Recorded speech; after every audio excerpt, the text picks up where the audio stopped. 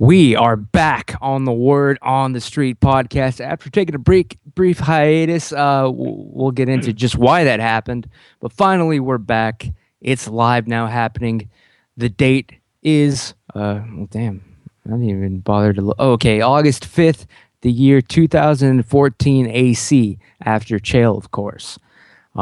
We will be talking about Chael Sonnen's, the latest trolling and harassing that he's experiencing from the Nevada State Athletic Commission. We'll talk about whether or not he's going to get to compete at Metamoris this weekend, a jiu-jitsu grappling tournament. There's an outrage going on with that. They're trying to fine him up to $500,000 if he shows up. We'll talk about that outrage, but there's another even bigger shocking betrayal. Outrage isn't even a big enough word that we're going to touch on. And hopefully the rumors aren't true. Hopefully it's just a big misunderstanding. I'm talking about Team Sonnen's very own coach, the living legend himself, Jamie Huey, apparently turning heel and joining forces with Vanderlei Silva, of all people, turning his back on Team Sonnen on the dark side. Did he do it? He's here right now. In fact, he's on the show right now to answer some questions. I'm not gonna answer for this, to defend himself. I'm gonna be real, people. This may in fact be his last appearance on the show, but he is on with us right now. Before we get to him straight away to address these rumors and contentions, allegations, I do want to just first briefly also welcome my producer and co-host on the Word on the Street podcast. He is none other than Jake from the MMA podcast. Jake, how are you doing? And please explain to these people why we've been missing from the podcast world. Apparently, it was like an episode of Breaking Bad. A dead man boiled in acid fell through your roof of your bathroom in some sort of bizarre accident. What's going on here, man? I mentioned inside, my liver's all twisted up. But you know what I did? I took Deborah, went to the liquor store, I loaded up with alcohol, more specifically vodka, whiskey, beer, tequila, more beer, more vodka, more whiskey, and more beer. Hell yeah, I got a long Stone Cold clip for you tonight. Yeah, I'm doing well. I just moved into a new house, actually, just a couple days ago. My old place, my old apartment, there was literally a hole that was like 4 feet by 4 feet above my bathroom. Apparently one of the pipes broke, and it took them a couple days to fix the plumbing. Took them a week to fix the drywall. Like, there was just this giant hole. Literally, when I moved out, there still wasn't a light. Shit was going pretty crazy, but last week I couldn't really do the show because I was moving and in the process of doing all that. But I moved in the new place. It's pretty nice in Aurora now, but actually closer to the downtown area. But I'm excited to break shit down, dude. We got so much to talk about. This craziness going on with Chael. Like, he was just in front of the NSAC a couple weeks ago, and they weren't giving him any problems, and now they're talking about doing this and that. We obviously got to talk about that Jones versus DC scuffle. With Coach, you said it best. This might be his last showing. I'll let you get to all of that. But as always, it's always a pleasure to be on the Word on the Street. Follow us on Twitter at the MMA Podcast. God Thanks, Jake, from the MMA podcast. Always a pleasure to have you back. I'm glad you're in a new place. You had a bee infestation followed by some sort of literally 2 toilet. weeks. 2 weeks before like all this shit dumps into my bathroom, Breaking Bad style. I get woken up by a swarm of yellow jackets that got in through this crack in the framing of the window. Happy to be out of there, for sure. Yeah, man. It sounds like you were living in squalor. Good to see you're in a different place now. Um, that's just that thanks to all the fans and their contributions, of course. Now let's get right to this, people. We can't run away from this anymore. I just want to get the formality out of the way, though. Coach Jamie Huey is live with us right now on the Word on the Street podcast. Coach, just want to ask, how are you? How are you doing? Are you okay? Are you there? I'm good. I do need to disclose. I do have my attorney, Steve. I just retained him. Mentiroso, Steve Mentiroso, I think is his last name. Anyway, he is present on the call, guys. There's some things that I'm not at liberty to talk about as of right now. As they break, maybe next week, I'll have some more information. But I do need to disclose that he is on the call with us. Well, we do welcome you and your attorney. You will probably need him because anybody that hasn't been following this, basically, Coach Jamie Huey, one of the premier coaches on Team Sonnen, went over to Brazil, went to Las Vegas, tough 17, tough Brazil 3. Which was versus Vanderlei Silva, Chael Sonnen versus Vanderlei Silva. That whole thing happened. The filming happened. We thought we knew where your allegiances lied, Coach Huey. But yesterday I was sent maybe 2 days ago, I was sent a very disturbing DM on Twitter from a concerned mother of one of my ex-girlfriends. I won't name who it was. But her mother stumbled upon your Instagram, Lexi. Coach Huey. Stumbled upon your Instagram, Coach Huey, and saw a rather disturbing picture that you put out there yourself. You smiling next to Vanderlei Silva.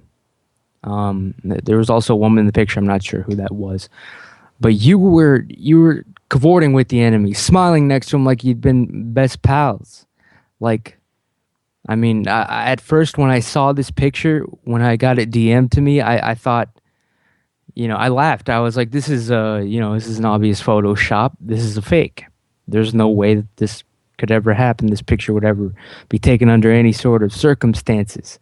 But I have a friend here in Austin, Texas that trains CSI, and he analyzed the image, and the pixels lined up. Photoshop doesn't lie, dude. This is you. It's a real image of you smiling, hanging around, palling around with Vanderlei Silva, an enemy of Chael Sonnen. Without further ado, Coach Huey, I can only say one thing. Coach Jamie Huey will never turn down an autograph or a picture request from the fan. I was gonna say the only circumstance to where you should be smiling with Vanderlei is, I'll go there, is if you were congratulating him. If you were congratulating Vanderlei for the time he knocked out Brian Stan. Well, there's, here's the thing. There's an old saying: an enemy of my enemy is my friend. There's some things happening behind the scene that yes, Steve, I know. Okay, so there's some things I'm not at liberty to say, but there has been some charges. There's how do I say this? I don't know if there's a gentleman here in Vegas. His name is Rick Harrelson. He owns a pawn shop here locally. There's some charges, and I can't speak too much of this. I'm also involved. There's a product called Micro Touch One. It's a razor, but it's actually involved in a lawsuit for money laundering. And if you watch the commercial, there's all sorts of hidden messages in there. The modern version of a timeless classic, right? Really, it's kind of there's a lot of hidden messages in that commercial that are basically giving instruction to certain people to launder money through this razor company to the Nevada Athletic Commission. So I can't speak a lot on it. when they make comments like your blades will last longer, actually what they're referring to is if you give us enough money, we will keep your career going longer.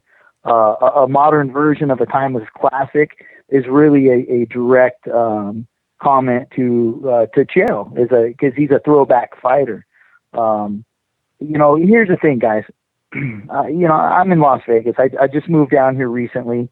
Why am I in Las Vegas? What the hell am I doing in Las Vegas, right? What are you? I've been down here a month. Seems like you're palling around with Vanderlei Silva is what you're doing. All I'm saying is there's things that I'm not at liberty to talk about right now.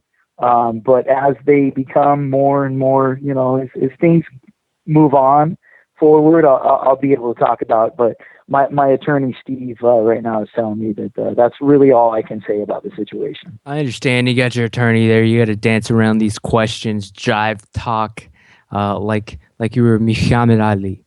But I'm going to ask you a few direct questions, man. For instance, yes or no, do you have Vanderlei Silva's phone number in your cell phone right now? Is he in your contacts right now? Can you at least confirm that? Can you? There's many Vanderlei Silvas if you open your phone book. So I would have to say yes. I've downloaded the entire Yellow Pages. So yes, I have many Vanderlei Silva's phone numbers in my phone as we speak. Now, this does bring to mind a tale that I heard from our podcasting family. Jake, Alan, Hunter was there. Yao. I was actually boss. Yeah, I was. Go ahead. I was gonna ask, Coach. We had a very sketchy episode in Vegas where we came into contact with Vanderlei Silva himself, seeing him park his own, which of course he drives around an SUV with his face plastered together, Jake. all over it. He parks in a dark corner, leaves his own car, and gets into a red pickup truck. Coach Huey, what kind of vehicle do you drive? I drive. Currently, I have a 2013 BMW. It's black. So I don't know anything about that. I do seem to think back. We didn't see the face of the guy driving the truck, but Ramses, I think that. Let me ask you a question. Was he bald? Yes. Good question. He was. Did he have a goatee? He did. It's Rick Harrelson from Pawn Stars. I'm telling you, this goes deeper than you think. The pawn shop owner, huh? That's the story. I'm telling you, they are filtering money through that razor blade, the Micro Touch One. I'm telling you. Do you happen to own a pawn shop, Mr. Huey? Just curious. Not asking for any reason. Are you? I'm sorry, Steve. Could you? I'm not at liberty to speak on that right now. I'm sorry. I don't believe this. This is the greatest heel turn of all time. Nobody saw this coming. All right. Even I even tried to get Front Row Brian on the show to discuss this heel turn, but he was so shocked. He said he couldn't even be on the same line as you right now. I'll put it like this. This is how I'll put it. Somebody who knocks out Brian Stan is a friend of mine, okay? I'll almost agree with you. Here's the situation. Vanderlei has been very honest about his feelings in regards to competing with Chael. And Chael has been very honest with his feelings about competing with Vanderlei. But when you have a guy that comes up, trains with you, works with you, says he's your friend, turns around and backstabs you at the first opportunity he gets. Damn right. Only because of, one personal gain, interjects him in a situation that had nothing to do with him, but wants to talk about, low moral character. Grandstanding. But dogging out a friend at his lowest point, that is a virtue. I have a problem with that. So, I appreciate Vanderlei's honesty, more than I would somebody that sneaks up behind you and puts a knife in your back when not only when you're not looking, but when you're at your lowest point. So so as far as Vanderlei knocking out Brian Stan, he's okay in my book. Definitely. And that part I will agree with. That part is a shoot. People, Brian Stan was the only real UFC fighter that actually went out of his way to release a statement basically condemning Chael's actions. The other fighters, you notice most of them, almost all of them, kept silent. They didn't say anything unless they were directly asked. Like, you know, well, who had the most to gain too? You got to ask yourself that question. Oh yeah, he didn't hesitate for 1 second to just use the opportunity to grandstand. Like I've never done that, and quite frankly, you know what, Brian Stan, I doubt that. I really doubt that. I've seen what he's looked like, and I know the reality of the sport. Okay, chances are, if you err on the side of yeah, he probably took something, you're gonna be right. That's the bet you would take if you were a betting man, if your life depended on it. You know, a gun to your head, you had to choose one and be right. Come on. So yeah, the Brian Stan thing is disgusting, but Coach, I'm not gonna let you off the hook that easy. It seems like you're trying to distract us a little bit. We got to know. Have you turned your back on Team Sonnen, on Chael Sonnen himself? Or absolutely not. So you're saying you're still on our side then? Listen, I have a tattoo on my forearm that says bad guys, and it's still on my arm. I hope so. I hope that was permanent ink, man. And because you know, you're a hero of ours, of course. You've always you've steered the ship, the Team Darkside ship. That's why it made me sick to my stomach seeing a picture of you with Vanderlei Silva. I was disgusted. I wish I could disclose more, guys. There's more coming. That's all I can say. Maybe next Tuesday's podcast I'll be able to unveil more of the behind the scenes. I understand that there is a commission hearing this week. So depending on kind of what comes out, but all I can tell you, there's some heads that's going to roll. It's going to be some changes. Okay. I've got guys in freaking suits dropping off bags of money at my doorstep. It's just getting ridiculous, and things are coming to an end. That's all I can say. I hear you. I hope to God, if you're doing this, you're at least getting paid big money enough to justify it. But here's a real question that you can probably answer. Well, I've got a lifetime supply to microtouch one. That's all I can really say at this point. Yeah, and whatever razor blade scheme you were talking about, I'm sure that sounded very lucrative. I'd actually, after the show, you know, I'll drop the fourth wall. I'd like to talk about some investment there, but right now I'm outraged. So here's a real question that you can answer. Why is it that there's no picture of, you know, you and John Jones smiling together, but there is one of you and Vanderlei Silva? How did that what's the realistic answer on why that never happened with Jones? I mean, he did try to buy you off too. If John enough money? If John wants a picture and an autograph request, like I said earlier, I will never turn down an autograph request from a fan. That's all I can say. Let's say, you know, Chael Sonnen, for all intent, nobody's going to blame me on this. Chael Sonnen is, for all intents and purposes, retired, not fighting anymore. John Jones came and approached you and tried to buy you away from Chael, you know, to betray Chael and, you know, be his boxing coach back in the day. You outright refused. You said no. It was epic. It was heroic. Everyone respected you. But now that Chael's retired, is it a different story now? Are you willing to work with John Jones again? And obviously, what I'm getting at is, are you on Vanderlei Silva's payroll now? Me and John are in negotiation. That's all I'll say about that. Yeah. I mean, you got one knife in our backseat. What's two gonna hurt, right? I guess. I guess that's what we're coming down to, man. But you got to put food on the table as well. I understand that part of the biz. Like I said, you're Listen, always going to be what am I going to do with 200 cases of razor blades? Okay, what am I going to do with 200 cases of razor blades? That's right, and damn it, I will help you unload those blades. Business is business. I understand that, but I have a responsibility to the listening audience, the Darkside fans, to at least ask you and confront you about this. And I understand.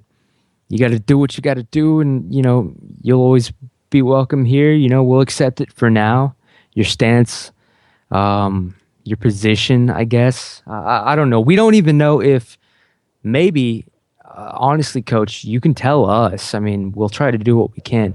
If this is some sort of situation where they're threatening you, Vanderlei has, like, I don't know, maybe a family or friend. It is some sort of hostage. You're being forced to do this. Send us some secret message code. We can help you out. I know you can't go to the authorities. If that's happening, I'm just saying, we're here for you, Coach. But wow, that's all I'd say. Wow, I haven't been able. I've been sick for the past 2 days. Upset. Well, sometimes when you have the same goals, Vanderlei's also being he's got his own issues with the Nevada Athletic Commission right now, and that's true. We're I mean, these guys make up the rules as they go. Yep. Yeah. Actually, let's talk about that. Actually, the Nevada State Athletic Commission, another big topic. Let's actually address that one for a second. Yeah, they are going to hear out Vanderlei. He'll probably get a little suspension too here coming up, to tell you the truth. So I don't know who you're going to work for then, Coach, but that's neither here nor then. They're trying to block Chael Sonnen from competing at Metamoris, a jiu-jitsu competition, this weekend. Hold on real quick. I've got another line from Of course. These freaking jerks in suits. Hold on. Go do what you got to do, Coach. Go do it. You start asking the tough questions, and all of a sudden he's got to go. There's something coming up. All right. Probably his buddy Dida calling up, seeing if he wants to grab a beer. They would be best friends now, wouldn't they, Jake? Yep. I don't know what to make of this coach thing, man. He's obviously turned heel. He's trying to, play both sides of the fence, which is what I would do. That's a smart move. Are you buying any of this, dude? I got a chance to meet Coach in Vegas. He came across like a very friendly, honest person. Did he really, though? Looking back now, were there signs? To be honest, no, but I don't know what to think.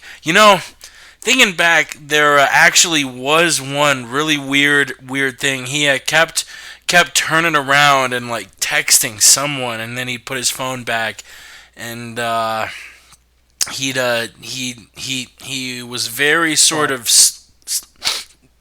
secretive about it. I don't know.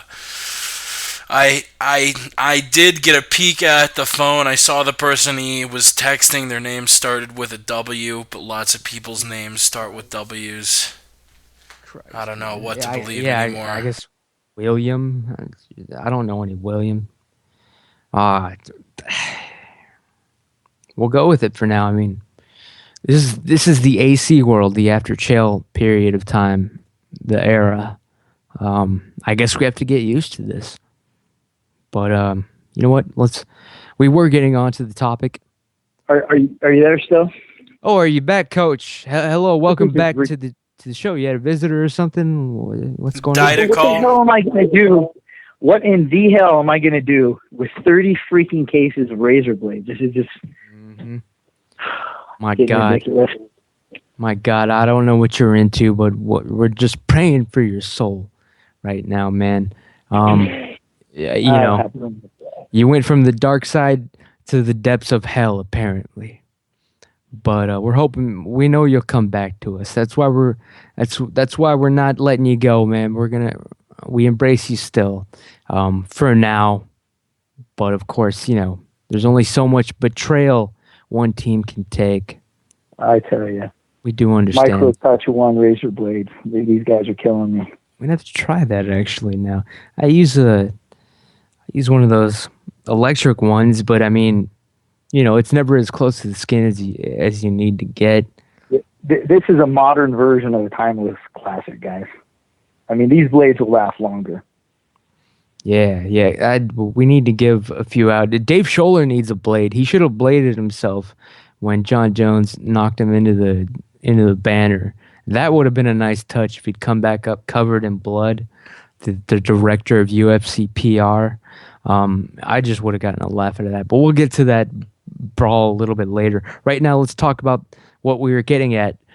The Nevada State Athletic Commission trying to block Chael from competing at Metamoris for this weekend. I prepaid already for the pay-per-view on the internet, of course. I prepaid for it. I was like, Chael Sonnen, he said he's going to do it. He's going to do it. It did not even occur to me that this could possibly happen, that the Athletic Commission would try to dip their pudgy fingers into this and just take it over the top, screw with this man's life even more than they already have. I couldn't believe it, but at the same time, I did predict it. Before we get your take, Coach, on this crap that's happening to Chael, everything that's happening to Chael, I don't think we've even talked since he was fired. So we'll ask you just your take overall on what's happened to Chael in the last month or two. But first, Jake, I want to ask your take, man. Why is the Nevada State Athletic Commission trolling and harassing and trying to bend Chael Sonnen over? They've already legitimately cost him millions of dollars in future earnings. They've cost him his jobs, 2 jobs, not even one. And now they're trying to say, you can't even grapple. Jake, man, I'm disgusted. How do you feel about this? Maybe I'm wrong. This is just a perfect example of how incompetent these people are. When Keith Kaiser left, I thought that would be a good thing as far as the commission went, but apparently not, because literally they have Chael at a hearing in front of the entire commission. 2 weeks ago? They could have said anything, but instead they choose to wait until the last minute and say, that grappling tournament, which the term is unarmed combat. Chael can't participate in unarmed combat. Unarmed combat is not a grappling exhibition. I don't know. It's really sad. It shows how incompetent these people are. I don't know if they're doing this because they have a vendetta against Chael, or doing it literally just because they are incompetent, dumb fucks. It's one or the other, but it's disgusting. It's basically like they're cutting off every single way the guy can make any money. Nope, you can't fight.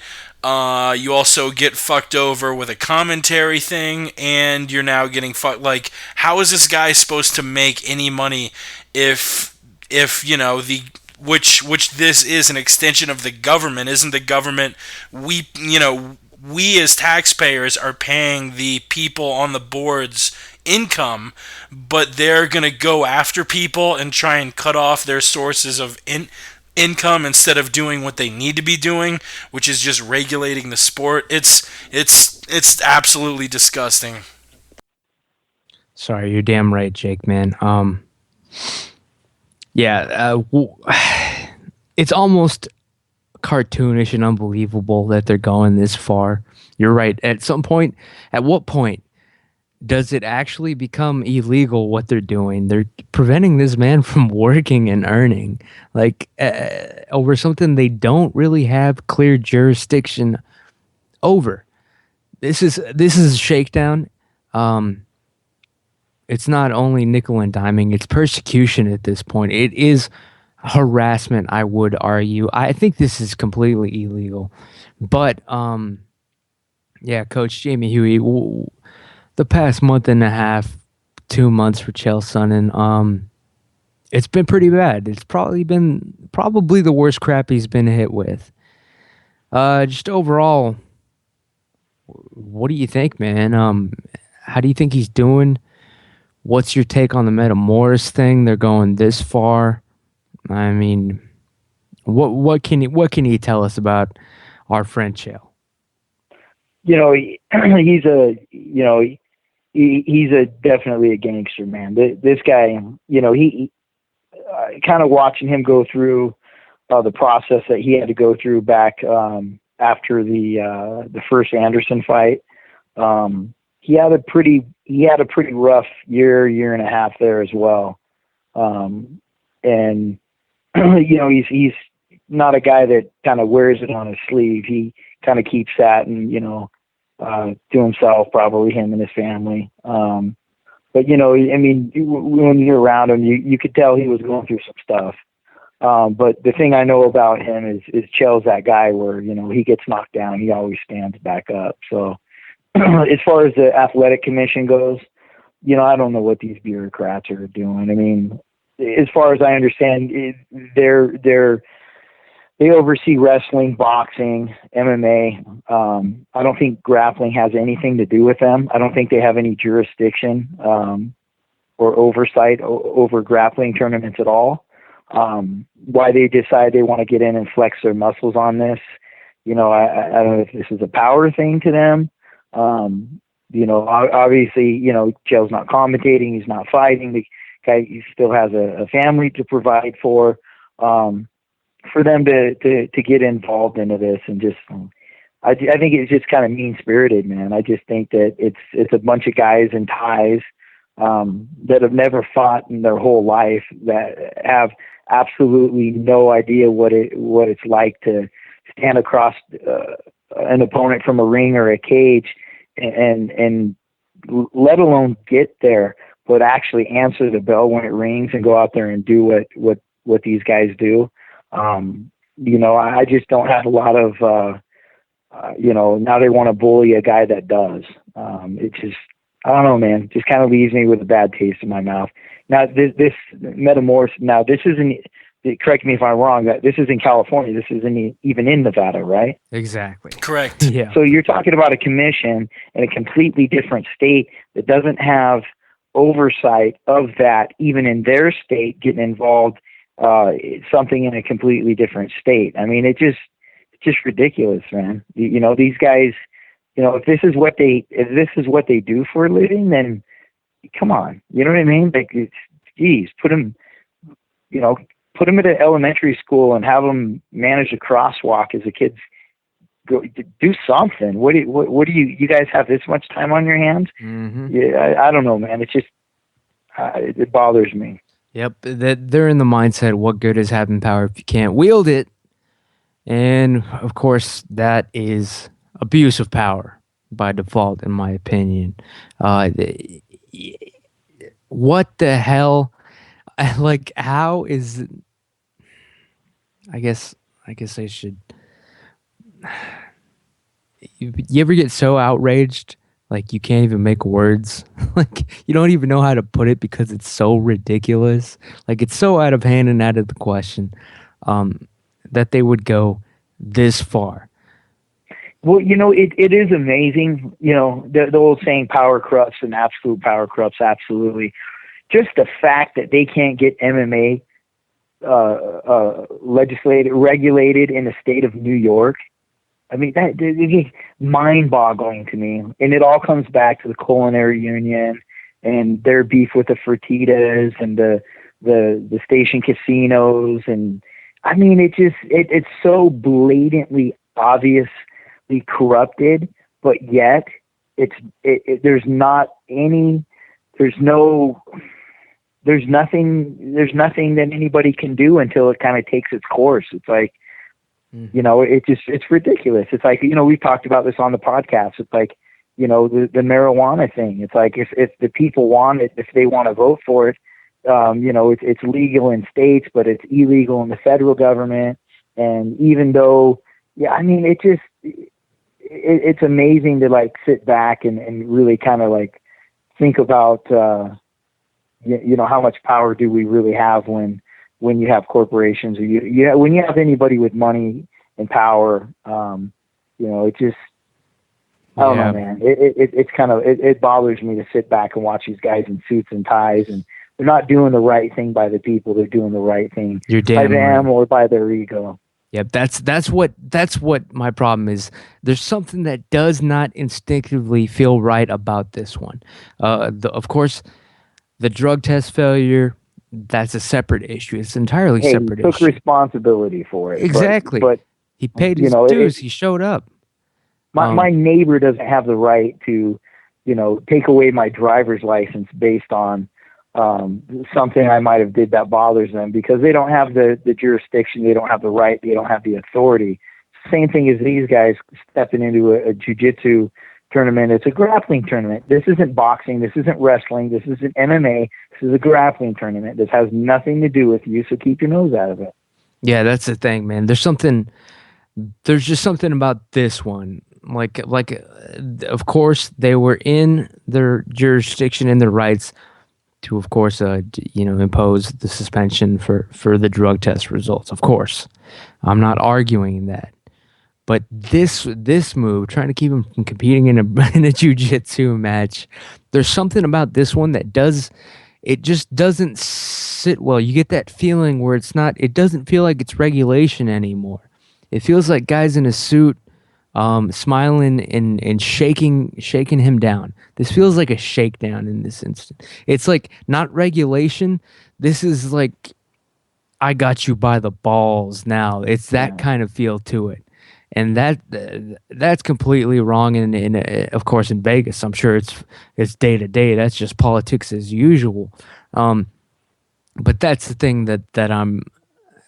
This is completely. I think it's 100% beatable in court, but at the same time, even that's expensive. But even that's going to cost. But it's the thing. The threat of a lawsuit will make most people. Yeah. That'll freeze most people. Not justice isn't black, it isn't white, it's green. And you've been in those situations, or people have been in those situations where even when you know you're right, money will beat you. You can take it to court, but if your opposition has deeper pockets, they'll just wear you out. And it's kind of like this situation with Chael. It's like just the threat of us saying that we're going to sue you for $1.5 million if you do this.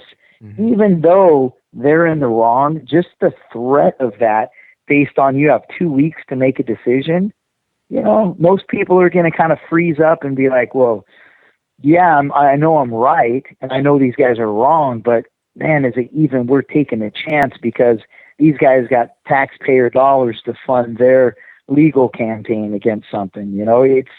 It's unfortunate. It's corruption is really what it is. It is complete corruption is what I'm dancing around. This does feel corrupt. What they were doing before, you could make a case for it. This is nothing more than a money grab, a power shoving match, a flaunting, we got you now. They're trying to pull the Chael Sonnen is our bitch move. That's what it looks like to me, and it's sick. It should be protested. I don't think people are actually going to stand for this one. Most people are outraged, but the pressure is there. I mean, there's only so much Chael Sonnen can do. Not only is the fact getting sued and fined for $250,000 to $500,000, that's a big deal. Also, what they're holding over his head is if he ever does, like 2 years from now when the suspension is lifted, or before that on appeal, if he ever does try to do that and go that route, you think they're going to give it to the guy that countersued them? They're holding that over his head too. He's got to consider the future as well. He's in a bad spot. After he already paid his dues, answered for what he had to answer to, apologized, took his licks. Like I said, it's cost him already probably millions of dollars in future earnings already. Now they want a little bit more. It's never enough. That's why you got to take a stand. I understand that Chael might not be in a position to do so, but we can by doing what we're doing right now, exposing these people, these corrupt mobster pig fucks. So God bless Chael Sonnen. I'm hoping he will show up on Saturday. But Coach, of course, the report came out today that Sonnen and his team were already looking to for possible replacement at Metamorphs. They went to Extreme Couture. They went to Randy Couture himself. Now, I believe that you are now at the Extreme Couture gym. Correct me if I'm wrong. Did you hear about anything about that? Randy being asked by Chael. Of course, Randy turned it down. Is he just not competing? Well, no insults, but is he not in good shape right now? What's happening? Do you know anything about that? Yeah, I saw Randy last Saturday, I believe. He was doing some conditioning drills while I was running my boxing class. The guy looks amazing, man. I mean, how guys like him and Bernard Hopkins can still, physically keep that level of, what they do at their age. I mean, yeah, Randy looked good. To be honest with you, that's the first I've heard of it, is you just saying that right now. Yeah, it went down. Sonnen and his lawyer, Mr. Goodman, reached out to Couture, asked him if he would replace Sonnen if needed at Metamorphs. Randy said, it was too short of time. He wasn't trained and prepared. But that pretty much tells us all we need to know. Basically, it looks like Chael ain't gonna compete, man. And if he doesn't, that's a sad thing. Were you planning on even watching Metamorphs stuff? Jiu-Jitsu even interest you? We know you're a boxing coach. Yeah, I it's interesting to me. Obviously the big thing was, the last one was, when Hoyce and Eddie did their thing. That was pretty big. They really got some momentum behind their promotion now, really coming off of that last show. And then with Chael in there, and then obviously with Vinny in there as well. Yeah, I'd absolutely, I'd watch something like that.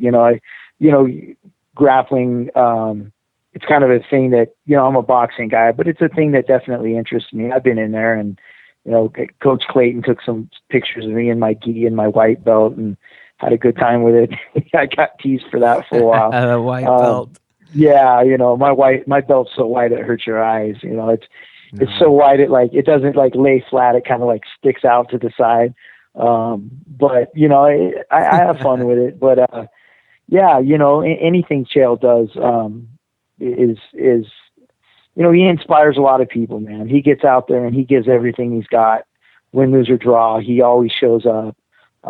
He makes it interesting. So if Chael decided he wants to get into figure skating or something, I would support him in that too, man. It's kind of a crazy example, but that would be competing too, according to the NSAC. Yeah, the NSC, the Athletic Commission would probably get involved in figure skating at that point as well. But yeah, so man, he's a competitive guy. He likes to compete and he likes to have goals. He's one of the busiest guys you'll ever be around. When you're around him, we had a lot of downtime at the Ultimate Fighters where we got to talk and hang out and go to breakfast and do a lot of things. But when he's in his zone, man, he's the busiest guy. I mean, he was running a pizza place, the oldest amateur MMA organization. He's fighting. He's got his he's got a amateur wrestling set up in Oregon, the All Phase Wrestling Club. The guy's got his hands in so many different things. I went to Philadelphia with him when he helped me corner Mike Pierce for the Johnny Hendricks fight. And, you literally couldn't talk to Chael for more than a minute and a half before his phone would ring or somebody wanted to come up and shake his hand and talk about this. And and this is behind the scenes at the weigh-ins even. I mean, this is behind the curtain. I'm not even talking about fans. I'm talking about other fighters and coaches just consistently coming up to him. And, he's just that guy. He draws people to him. He's inspiring. People want to be around him. And Chael likes to be out there and he likes to give back to the people. So, If he's doing wrestling or jujitsu or whatever it is, he just wants to be involved in something.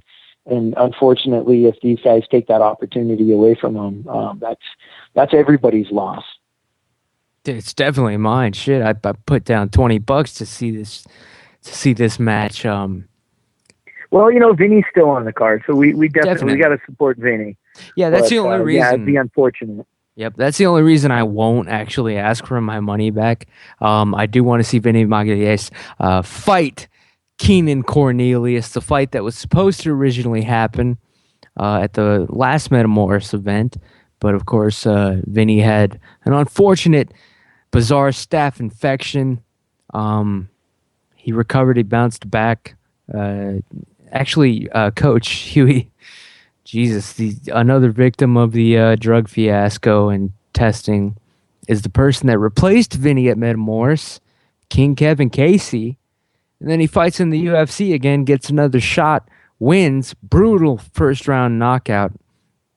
But King Kevin Casey failed his drug test, becoming the overturn lost second Team Sonnen member to of course he got screwed because of the stupid drug laws. I hate them. I am against. I think I'm all for just testosterone and steroids. I've said it before. I'll say it again. So it's always disgusting to me when people get popped for something that they're all doing. But Coach, I'm not saying those are your words, but what do you think about what happened to King Kevin Casey, a guy that you coached as well on Tough 17? He was Team Sonnen. Yeah, I mean, love Kevin, man. He was a very valuable member of our team, physically, and then also, just the way he kind of blended in, and really kind of made, Kevin's an interesting guy, man. If you're ever around him, he'll walk in a room and he just kind of, without even saying anything, he kind of demands attention. He's a guy that's got a very strong presence when he walks into a room. Yeah. But when he lets his guard down, man, and he starts talking, he's one of the funniest guys you've ever met. Him and Chael had like this one of the days. Kevin just came in raw form, and Chael and Kevin just had like this banter that just went back and forth. And I'm not saying Chael ever met his match when it came to a verbal, I don't know, warfare or a game, whatever it was. But I would say Kevin came to about as close as anybody's ever came to giving Chael a hard time or making him really, really dig down and work. Awesome. Kevin's very mentally strong. As far as what he got popped for PEDs, man, I don't know, man. What are they going to do with this stuff? I mean, the bottom line is you've got very competitive guys in a sport, and you're talking guys that want to become world champions. It's the most elite level of fighting. I mean, these guys will strap on 4-ounce gloves and go out there and just go to fisticuffs. I mean, just trade blow for blows, slams, breaking each other's arms and faces. I mean, come on, if there's an opportunity for anybody to compete at a higher level, I mean, if you're willing to go that far and make that many sacrifices, the allure of having a little bit more of an advantage, or even making the playing field even, because the guy that's going in there with it is doing the same thing. I mean, of course these guys are tempted to do it. What's the answer?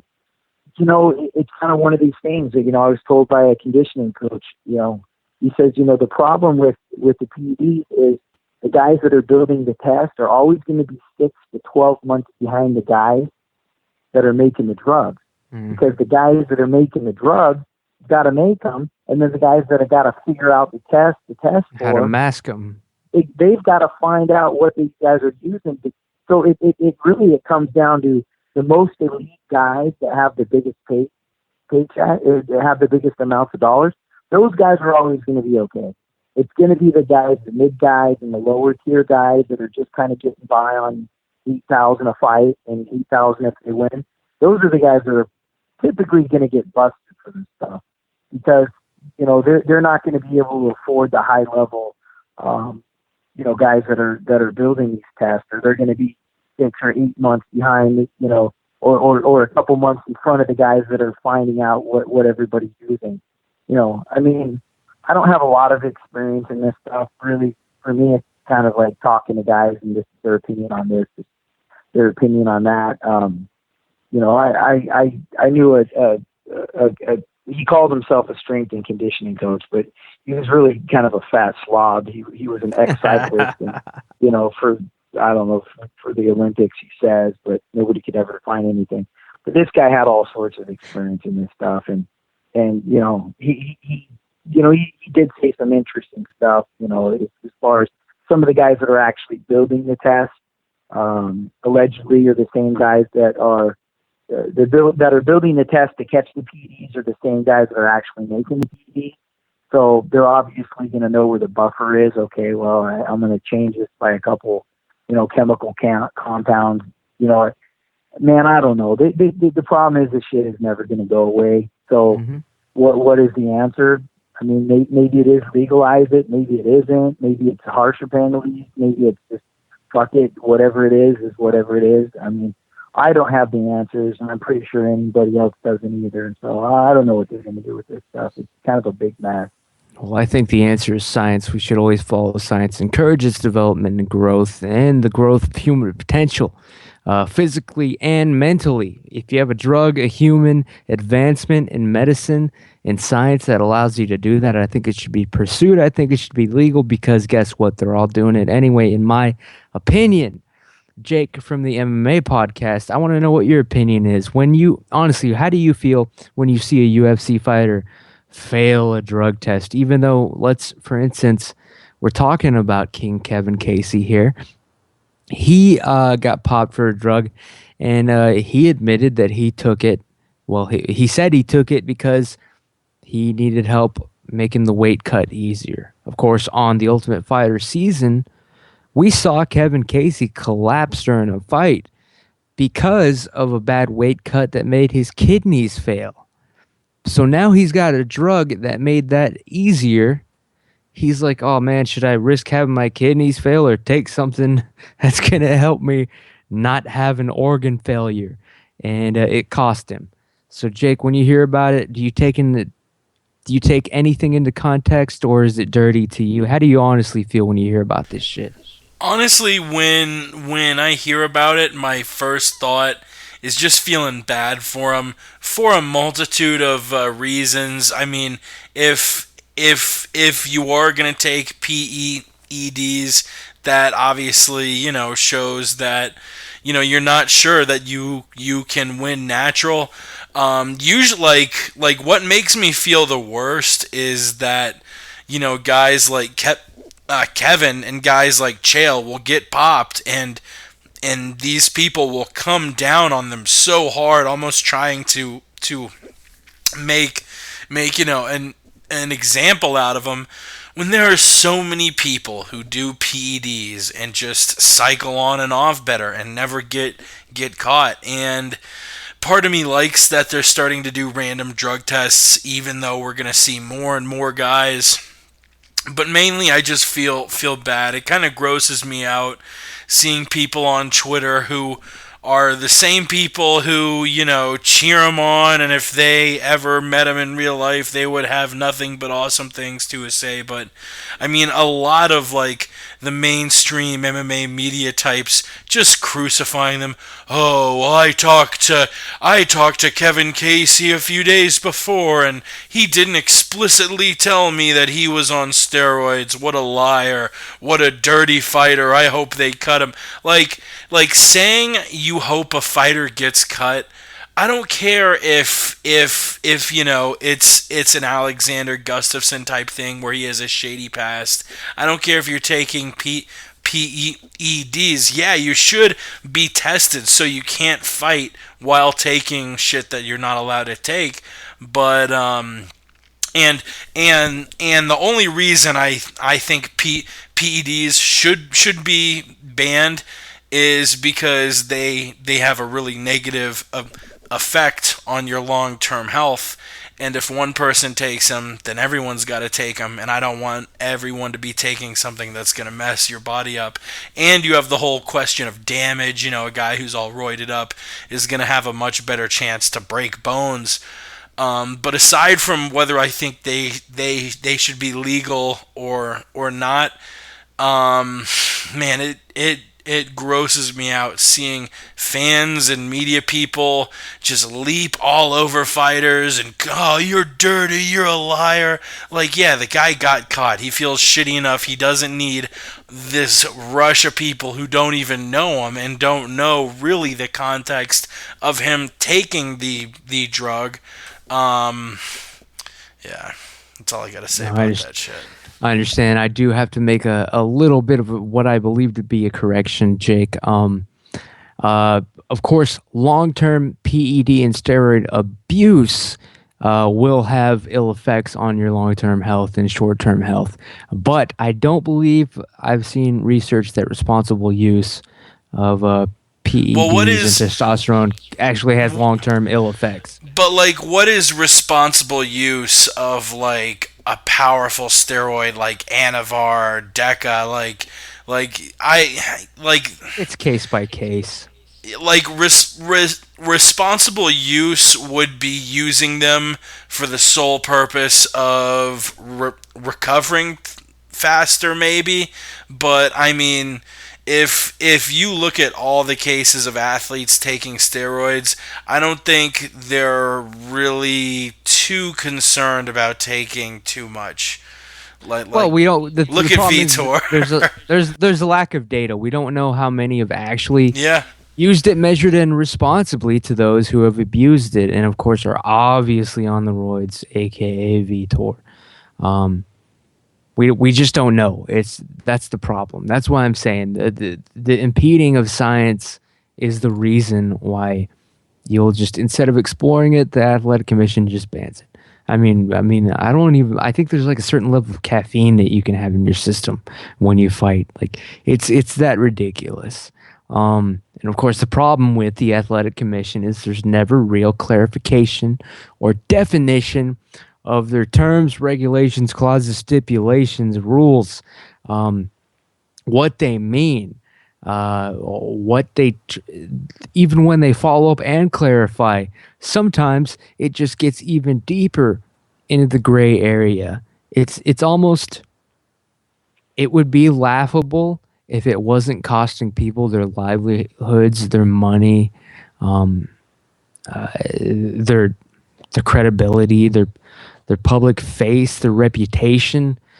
I almost don't see the need anymore. It's gotten so ridiculous.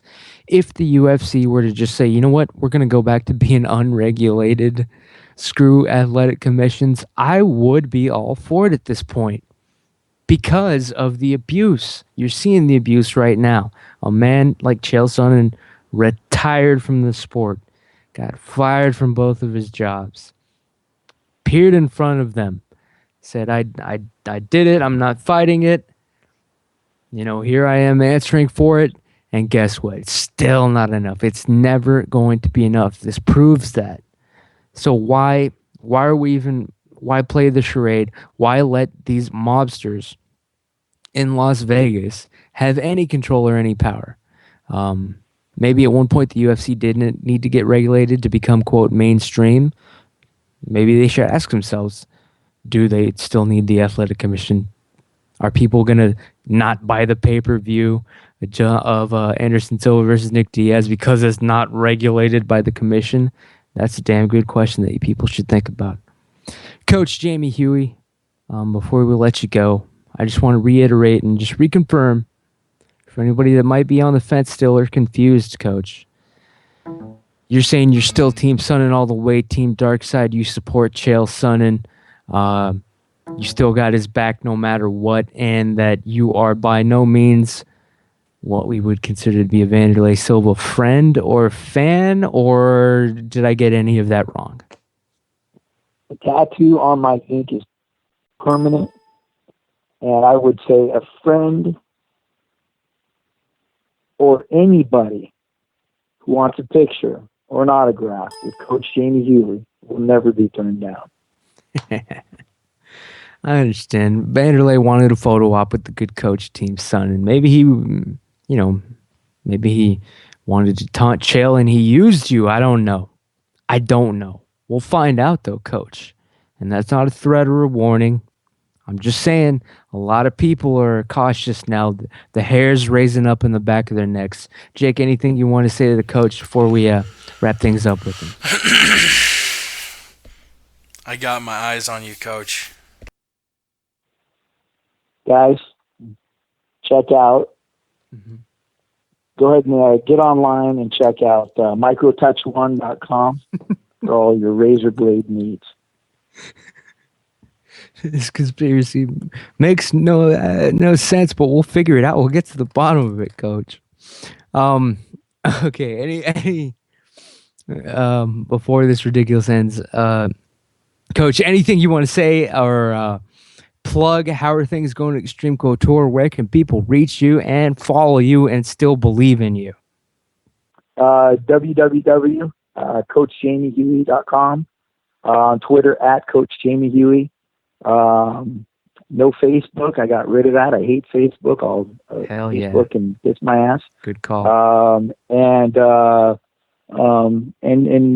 that's every Tuesday on the Word on the Street podcast. Hell yeah, Coach Jamie Huey. Hopefully we'll get you on next week. I hope that we just have better news than all this crap that's been happening lately. It hasn't been the best of times for Team Sonnen, dude. My attorney said by Tuesday there should be more disclosure. So excellent.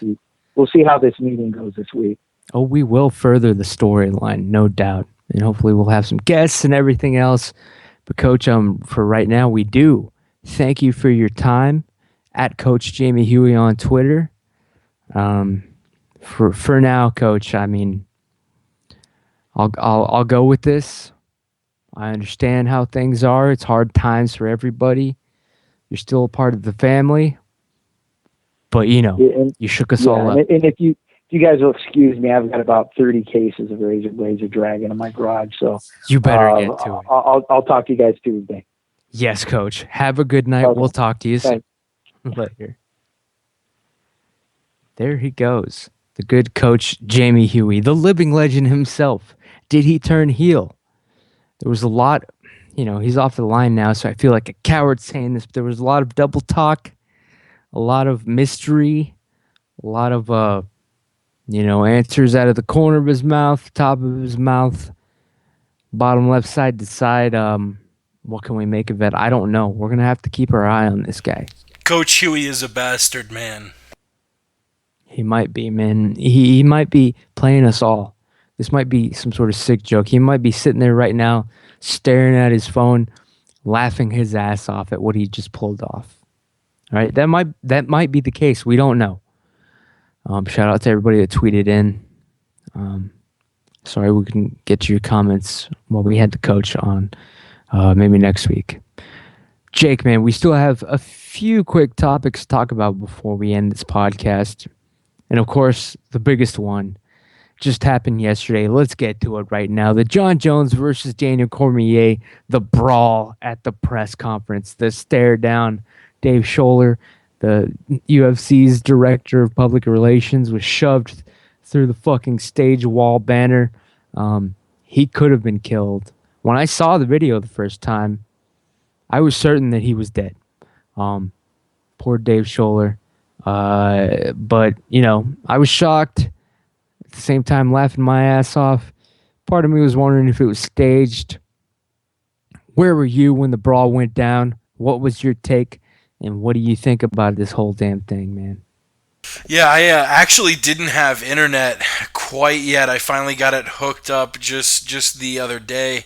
And I look at Twitter and everyone's going crazy over this video. and I watch it, and Cormier is my favorite active fighter, so I was pretty taken aback. Like, Jesus Christ, he's gotten in a fight. My very first thought was, Jesus Christ, tickets go on sale Friday. Like, I'm not the conspiracy guy. In fact, if anything, I'm the anti-conspiracy guy. I don't know if this was a work or a shoot, honestly, because certain things make me think that this was real. Like, they do actually have bad blood. Cormier didn't just throw a shoe. I don't know if you watched the whole thing, but Cormier like fires a shoe in there really hard out of nowhere. Yeah, that's the part that made me think, like, what we're really getting at is, was it a work? Was it staged? Were they faking it? They might not even pre-planned it, but was it fake? The fact, when he threw the shoe, that's when I was like, all right, this is a little over the top at this point. The shoe, like, but at the same time, it's so quick, it almost seems like he didn't even think about it, man. Yeah, like, if the shoe throwing was a work, I don't think he would have fired it in as hot as he did.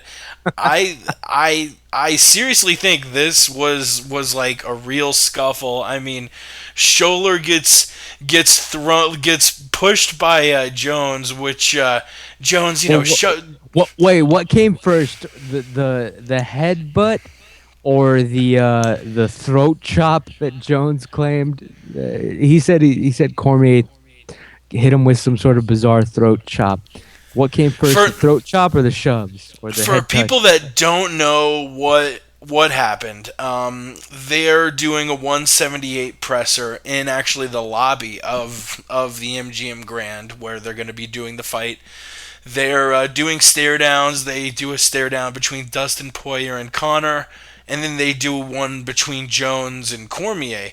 Cormier squares up. Jones walks up to him and puts his forehead right against DC's head, which elicited the response of Cormier shoving Jones pretty hard.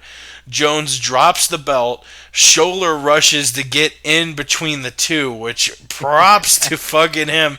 The best picture. Man. The best picture from the entire thing was his face, like, trying to separate him. Like, almost a face of, what have I done? Yep, a man that knows he has just done something very, very stupid. Jones literally pushes Scholler off the stage through, like, the cardboard, like, backdrop with, like, UFC 178.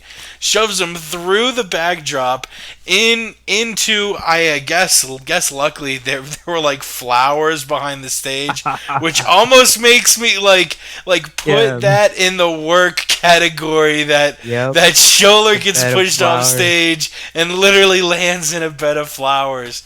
Yeah, it was pretty WWE. Like, if it had been like a dumpster, like, it would have been too obvious. And then people are saying that after Jones took Cormier down, that Malky Kawa threw a punch, which, watching it does almost look like he is throwing a punch, but he is really quickly trying to get his hands on Cormier to, like, pull him away. You see after he throws the quote-unquote punch, he's, like, dragging him back, and I wouldn't necessarily be like trying to drag around a UFC fighter if I just threw a punch at him. So he wasn't thinking. So as much as I want to bury Kawa, I don't think that was actually a thrown punch, but it was fucking crazy, man. Dana White's pulling off some Vince McMahon level shit. Yes, I love that. It was how Dana was conveniently on vacation for this one. Is Dave Scholler getting thrown through the goddamn tarp? Oh, that was good. He took that bump like a pro, man. Like, he landed flat on his back and bounced right up. Like, that's why. That's all the more reason people are suspecting it was a work. These crowds, these people, these fans. Some of them are WWE fans. They are, man. So that looked like Dave Scholler took a classic bump on purpose. Yeah. and tickets for 178, the pre-sale started today. They go on sale to the public Friday. Like, when it comes down to it, the UFC is in the business of selling tickets, selling pay-per-views, and in the words of the great Vince McMahon, it's all about the money. It's all about the money. Yes. Hell yeah. Shout out to Vince McMahon. I had a chance to meet up and talk to him yesterday. It was a good time. WWE Raw live in Austin yesterday, Monday night. I did not... It's me, Austin! Oh, son of a bitch! Damn right. I did not get a chance to... I had to eat my tickets. I just, I can't... I had some other things pop up, some commitments. So I didn't get a chance to go. But good times with Vince and... hanging out with Hornswoggle and Paige. Hey Paige, how you doing? Hit me up, DM me. Anyway, what is Katie gonna think about this? Katie Bear? Yeah, well, she has. Well, speaking of backstabs, I mean, she's turned heel just like Coach Huey this week. Apparently, striking it up with a friend's brother. That's all I'm gonna say. It's a disgusting world that we live in, full of knives, usually driven into your spine, into your back when you're not looking. Usually women, or women types, or commission types. But yeah, Ramses, I'm moving on. There is only one thing you can say to a girl who will do something that despicable to you. What's that? You're fired! What? Hell yeah, people. Vince McMahon, my idol, my hero. I wish he had been my father all the time. What the hell were we even talking? Oh yeah, the John Jones versus Cormier, the shove, the WWE type nature of it. Was it a work? Was the brawl fake or staged? I don't think so. But at the same time, I think they were both kind of ready for some shit like that. I mean, they both know how to play the game. If the cameras weren't there, I don't know if there would have been a shoving match. Yep. And, I mean, Jones legitimately tried to punch the man in the face. Who knows how clean he connected? I did watch it over and over again. I wrote it down like it was the Zapruder JFK assassination footage, frame by frame. In his defense, Malky Kawa did not punch DC. He was trying to just, get him away from John, but he was grabbing John's opponent, which if Malky had actually thought about it, yeah, you're John Jones' manager. Don't put your hands on the fucking opponent.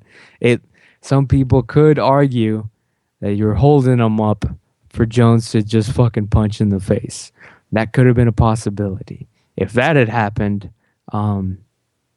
probably the fight gets postponed. Do you think, Jake, man, do you think they're going to get fucked up over this? I mean, then the Athletic Commission, obviously they love to nickel and dime people over any fucking thing. How much are they going to juice Jones and Cormier for? Come on, man. It's going to happen.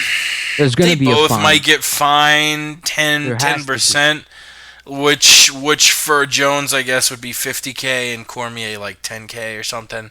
They both might get fined 10%, but as far as like the fight not going down, trust me.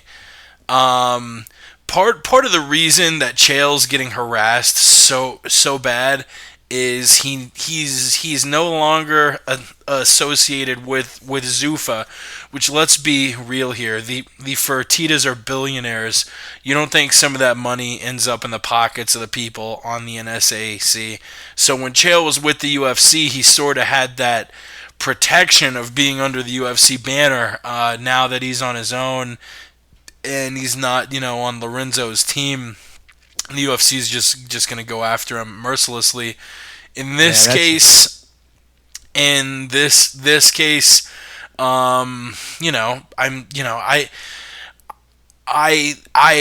I don't know how it goes down, but you gotta know that the UFC protects their interests with the commission, and it would take a lot more than this. It would take someone getting fucking stabbed to have the main event of 178 get canceled.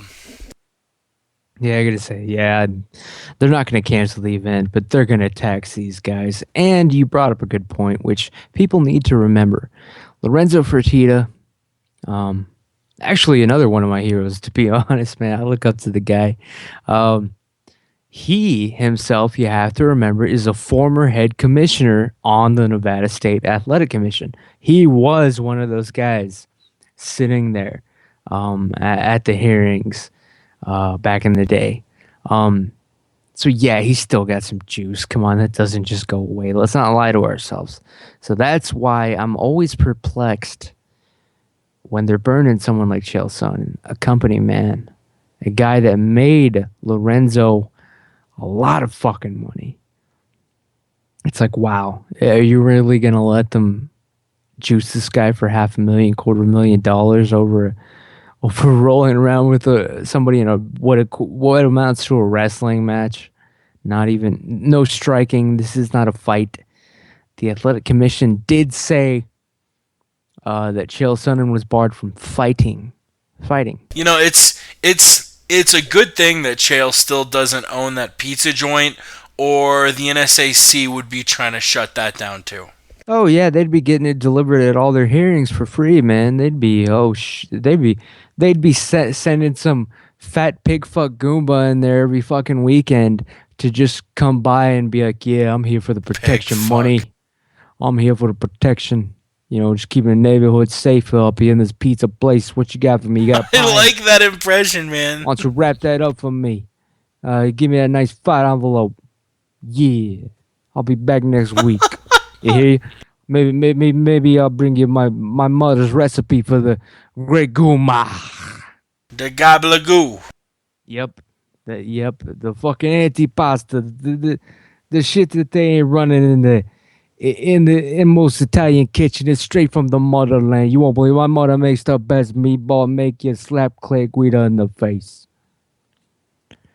Those are the guys that they're gonna send to any joint that Chael Sonnen opens up from now on. All right, it's not gonna end. They're obviously what I'm getting at is they're not gonna leave this man alone. This shit proves that they're not gonna leave Chael Sonnen alone. At this point, if I were him, I would sue them. I would do it. I'd say, fuck them. I got nothing else to lose. They're trying to take, they're not even trying to take what I got. They're trying to take what I can get now. You got to draw the line. He's not even going to fight for the next 2 years. Hey, fuck, man. He's got bills to pay. He's got a baby on the way. God, that's even a worse kick. The man has a pregnant wife at home. He just got fired from his job. Yes, he's got money, all right? I'm not trying to say that he's in the poorhouse or anything like that. But they're taking away his livelihood. They are trying to take, at this point, food off his family's table. And it's like, yeah, we're not only going to stop you from making an income, but we're going to fine you and take the money you've already got. Like, what? And not to mention the humiliation. Like, they're trying to disgrace his name even more. Like, it has to be illegal. This has to be illegal, in my opinion. It's got to be. Cruel and unusual. Yep. So, if I were Chael, I would, he's a smarter guy than me. He's got lawyers advising him. I'm sure, he's got to do what he's got to do. Obviously, they're seeking out Randy Couture's replacement because they see the writing on the wall. Let's face it, Jake, what do you think? Metamoris on Saturday. What are the odds you're putting on Chael Sonnen actually being there?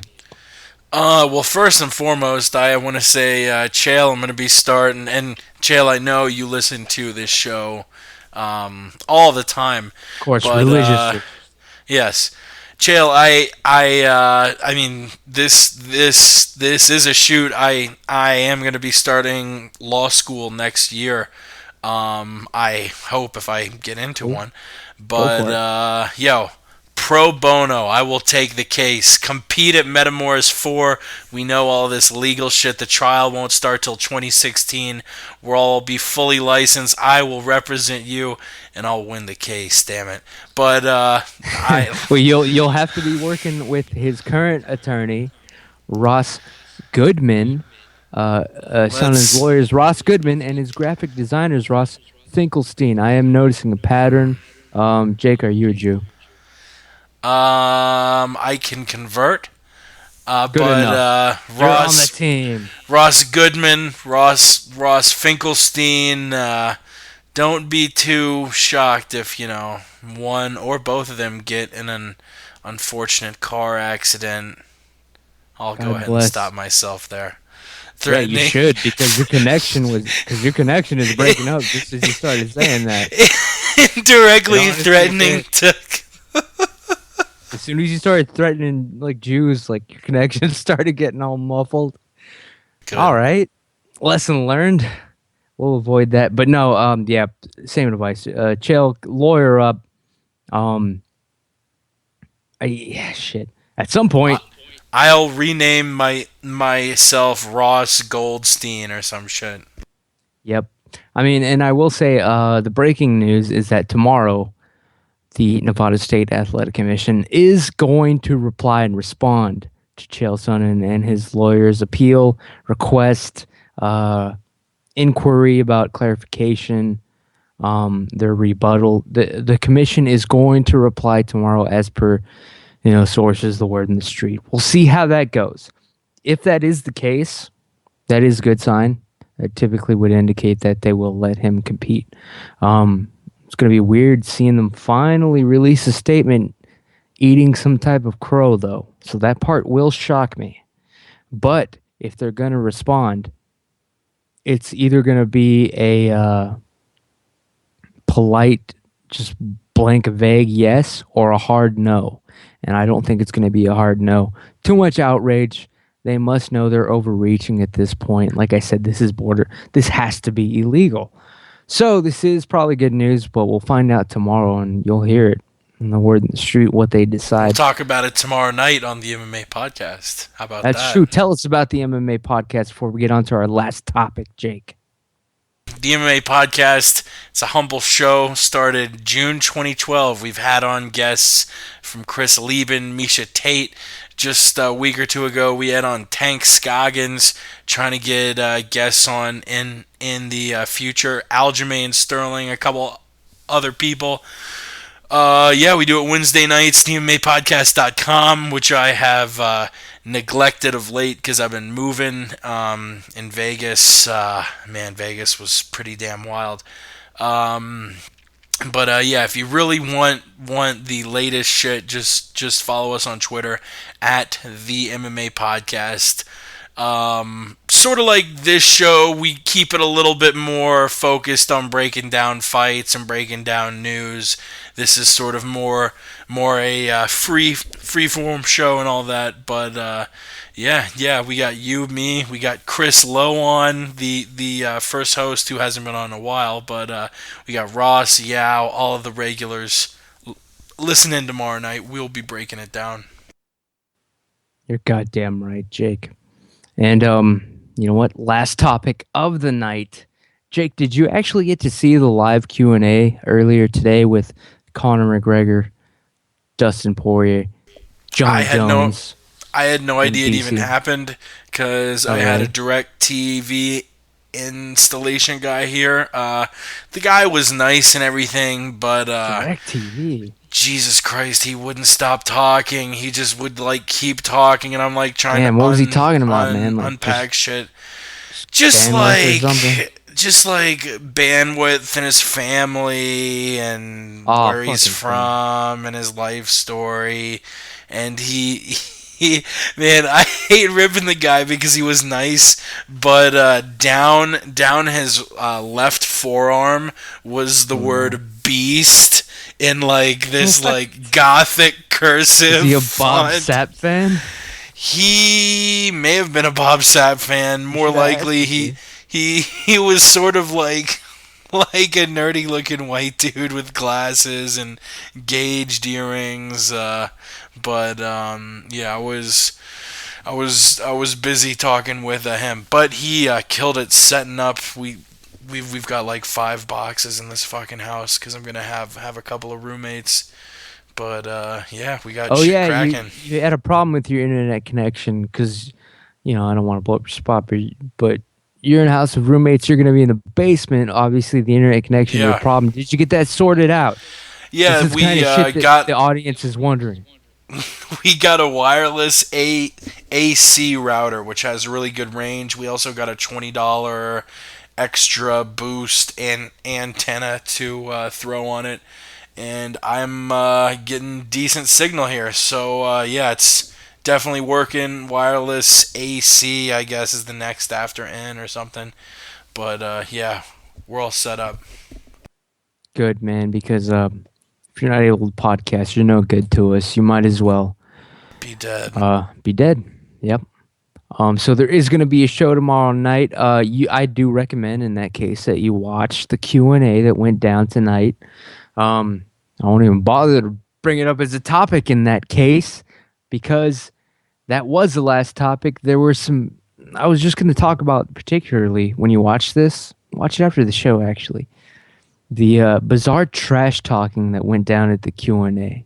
It was hosted and moderated, by a friend of mine. It's a girl I'm talking to. It's just a friend. All right, people. Megan O'Leary from the UFC. I am trying to buy her dog, but she did a great job at the UFC Q&A. At one point, John Jones, he was joking, but of course nobody knew that at the time. He picked up the stool he was sitting on and acted like he was about to throw it at Daniel Cormier. And the look on Megan O'Leary's face is classic. 'Cause she thought it was real. She thought it was a shoot. She bought it for a second. And the look on her face is just pure horror. Like I was afraid almost that the poor girl might get shouldered through the fucking banner. With her beautiful little shapely body. Yo, what Soft did you skin. think about Matt Hughes tweeting at Cormier Jones like chances are you, then the number 2, will not read this, but what you've done is bad for the sport. I would stop talking about it. Says the guy who released an autobiography where he talks about he and his brother like molesting an underage retarded girl and like torturing animals for fun. What the fuck? Matt Hughes is the biggest piece of shit ever, and he's like really gonna talk down to Cormier and Jones. Okay. Yeah, when Matt Hughes, I'll never forget it, dude. When Matt Hughes jumped in and tried to like be the voice of reason yesterday on Twitter, just sending a message to DC and Cormier being like, I know you guys probably won't read this, but you guys need to, whatever. I'll never forget one time in 6th grade. All right, a fight went down. It was after school, like waiting for the bus. All right, it went down. These 2 dudes were throwing. They were engaging. All of us kids just gathered around. We're watching, and as they were fighting, some stupid girl. The girl jumps in and tries to separate them, and she's screaming and crying and being like, she says, don't you realize this is the problem with society? And everybody just laughed their asses off at this stupid fucking girl trying to get in the middle of a fight. And that is exactly what I remembered and thought of when I saw Matt Hughes' tweet trying to be the mother stepping in on Twitter. That's exactly the memory I went back to. And it's like, it's not the fact that he doesn't belong, which that's a whole nother thing, but it's the fact that he himself has like done so many things to like tarnish, quote unquote tarnish the sport, that of all people, this dude is gonna be speaking down like from a holier than thou. He tried to know, seduce my ex-girlfriend in a hotel room. Dude, just look at his Twitter feed, and it's like all he does is tweet at like 16 and 17-year-olds like, "Hey, what's up, babe?" Like the guy seems creepy as shit. Like, honestly, I feel super bad for his wife. I think the dude's still married. I don't know, like, what the deal is there, because she's either. It's one of two things. Either she knows that she probably gets regularly cheated on, allegedly, This is all speculation. yeah, or she doesn't have the internet and doesn't know what like smartphones are and doesn't know what the internet is. It's one of the two. Yep. And I will just cover my ass a little further and say that, for all we know, it's, this is all his twin brother, I guess. This is a comedy podcast, people. Honestly, if you take anything we say seriously, then you're fucking dumb. I don't know what else to say. You there, Ramses? Ramses, you cut off. I can't hear you. Alright, the call was put on hold. I will call Ramses back. I don't know what exactly happened there. Oh, wait, here we go. I think everybody's on right now. Sorry, Jake. Yeah. You cut off there for a second. Yeah, okay, we do have a caller on. I believe it is Conley himself, Razor, joining us. I think he got cut off when I called you. Oh, wait, nope. There he is. No, I'm here. What up, Conley? Cocksucker! Cocksucker. No, what's going on, guys? How y'all doing? Just turned in, man. I just tuned in. I didn't get the whole Cormier Jones debacle. It was a work, no? I mean, it could have been, and I'm sort of on the fence about it being a work or a shoot, because it is like kind of coincidental that this happens just days before tickets go on sale. But just like, man, if that really was a work, that was excellent. Like, that was an actual punch thrown. That was an actual takedown. Like, DC really rifled in a shoe as hard as he could when it was all over. Like, that seemed pretty like one. All right, the one thing I know for sure, that look on Dave Scholler's face, that was real. He knew he'd been screwed. He knew he'd been set up. The Las Vegas screw job. Yep. He knew he'd been set up right in that moment. Do you think Dana White sent a hit out on Dave Scholler? I honestly thought when I saw the video, like I said, when I saw it the first time, I was like, holy shit, Dave Scholler's dead. And then I just kept watching the rest of the 2 minutes of the scuffle, and I saw he got back up, and I was like, oh shit. Like, I thought when he went through that thing, like maybe his spine would just be exploding on whatever was behind. But apparently it was a soft flower bed, which lends to the fact that maybe it was planned out in advance. But Conley, man, what do you think, man? You're calling in. Was it a work? Man. Do you think it was staged, or do you think maybe it wasn't exactly staged, but they both knew they were just going to ham it up for the camera somehow, and then it just went too far? What's your take? Yeah, that's a good theory, man. I think that it was supposed to get real heated, but I think if Dana White would have been there, it wouldn't have happened for sure. Like, oh hell, because you think John Jones gonna shove Dana through the fucking banner? Yeah, that's and another behind part that, where John Jones like has to answer for that, because no way he shoves Dana White, but he shoves Dave Scholler. Another thing, ESPN, I guess, called Lorenzo like a few hours after it happened, and apparently Lorenzo said he hadn't seen it, which made me think it's a work. Because of course you fucking saw it. Don't act like, oh, I haven't seen it yet. Like, I think I remember Dana White like putting a Facebook status up like, oh, just got off the plane at Bora Bora. This is awesome news. And then like, I don't know, man. Well, I thought it was John Anik for some reason because I didn't know who Dave Scholler was before this today similar. or yesterday. I could see how but they both kind of got the fade going. They're real small people, you know. But I mean, Jones, man, when Jones threw that, what was a left or right hook, whatever, it was a left straight overhand. Dude, kinda. it was.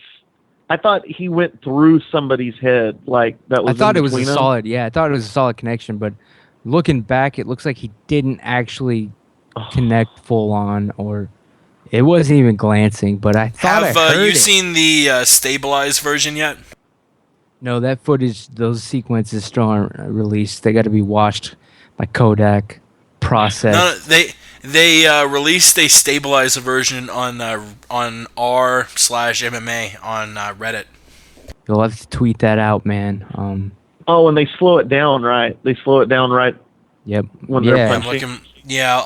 I'll tweet it out now. Fuck it. Who hit first? This and that. But you know what? Man. Conley, dude, what's your fucking take on the actual when it happens in the cage, the actual rumble, man? Who you got? Cormier or John Jones? Man, you know what? I think Jones is gonna try to beat Cormier at his own game. But I really am going to root for Cormier, man. I like Cormier. You know, he's been through so much, you know. He's just had that life experience and that maturity that John Jones doesn't. Like, I think on paper, John Jones should win this. But I think just like my heart goes with Cormier and my head goes with Jones. So, I mean, I would have picked, like, Alexander Gustafsson to beat Jones anyway. But now that Cormier's here, I wouldn't want to put Cormier up against Gustafsson. Like, Cormier would just demolish Gus. And now, like, Cormier's with Jones, I'm thinking, you know, Cormier... Wait, hang on. Cormier would demolish Gus, but even Jones couldn't finish Gus. So what are you trying to say, man? Mainly what I'm saying is that the style I think Jones can fit more against Cormier's style, but I think Gus can fit more against, I think Cormier can fit more against Gus's style, and mainly that. Sort of like a rock, paper, scissors thing. Yeah, exactly. They're in that kind of just screw job, like where each of them can beat each other. Cormier would be the rock. Oh, Jones would be the scissors. He's a nugget. He's a chicken and nugget. Gustafsson's the paper because he's white. Yep. Exactly. He is a white person. But so wait, hold on. So who you got if you have to put money on it then? If I were putting money on it, I would go, depending on the odds, probably... Jones is the favorite. I think he's at least just being realistic 2-1. We'll give him that. At 2-1, who do you bet on? I'll probably go to Jones, man. Yeah. I probably would. I mean, and I hate doing that because I hate Jones. I hate him. Me too, man. But we all do. I just can't see how Cormier gets out of... Because look what Jones did to Glover, you know?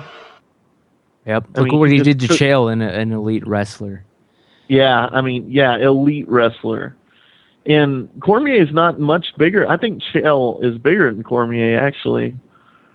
So, bigger, but definitely not thicker. Right, yeah. Cormier does have one of those weird, like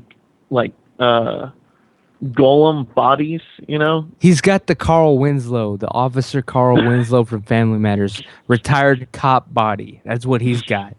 I don't even know how he's undefeated. Mike Dolce says the guy can make it to 185. What do y'all think about that? Jesus, how fucking God. Stupid would that look? That looked like a Who Framed Roger Rabbit character. You ever see the Conan O'Brien where he's playing the WWE game? And he designs his own character. He Oh designs yeah, Conan. the freakiest looking character. That shit Exactly. was so good. Cormier would look all stretched out and Gumby like that, man.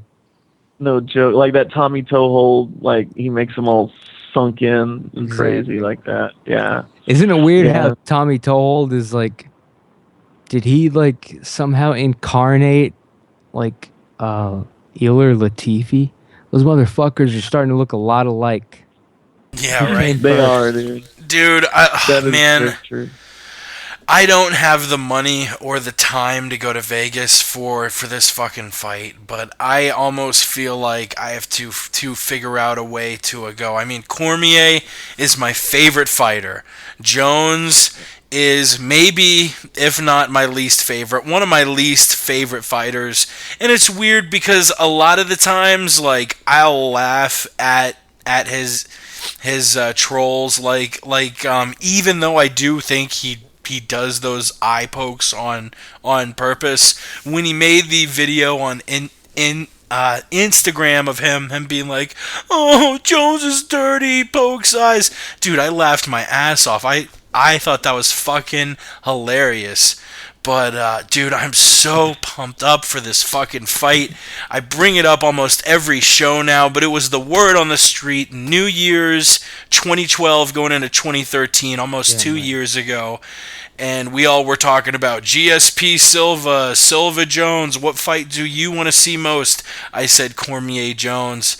And, gentlemen, it's going to happen in what, a month and a half? Holy shit.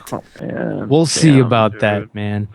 You know, even if I put like $500 on Jones and Cormier wins, I will still be happier for Cormier winning than I would, you know, Jones winning, and I win all that money. It doesn't matter to me. Like I could lose all that money and Cormier win, and I would still be happier. You know, that's how I feel about it. That was sort of like when I bet on BJ Penn in Vegas, but the opposite, because not only did I lose money, but my favorite fighter ever got retired just 50 feet in front of where I was sitting. He was humiliated. He was demolished. I have not been that sad at a sports event since the Gators lost the SEC championship to Alabama in Atlanta. Like, literally the place cleared out and I was one of those dudes just sitting in my fucking seat staring at the octagon like, the fuck did I just watch? Are you serious? I had told Yao and Ross and Alan, I'll see you up in the room later. I just sort of gotta sit here and soak all this shit in. Dude, I was so mad.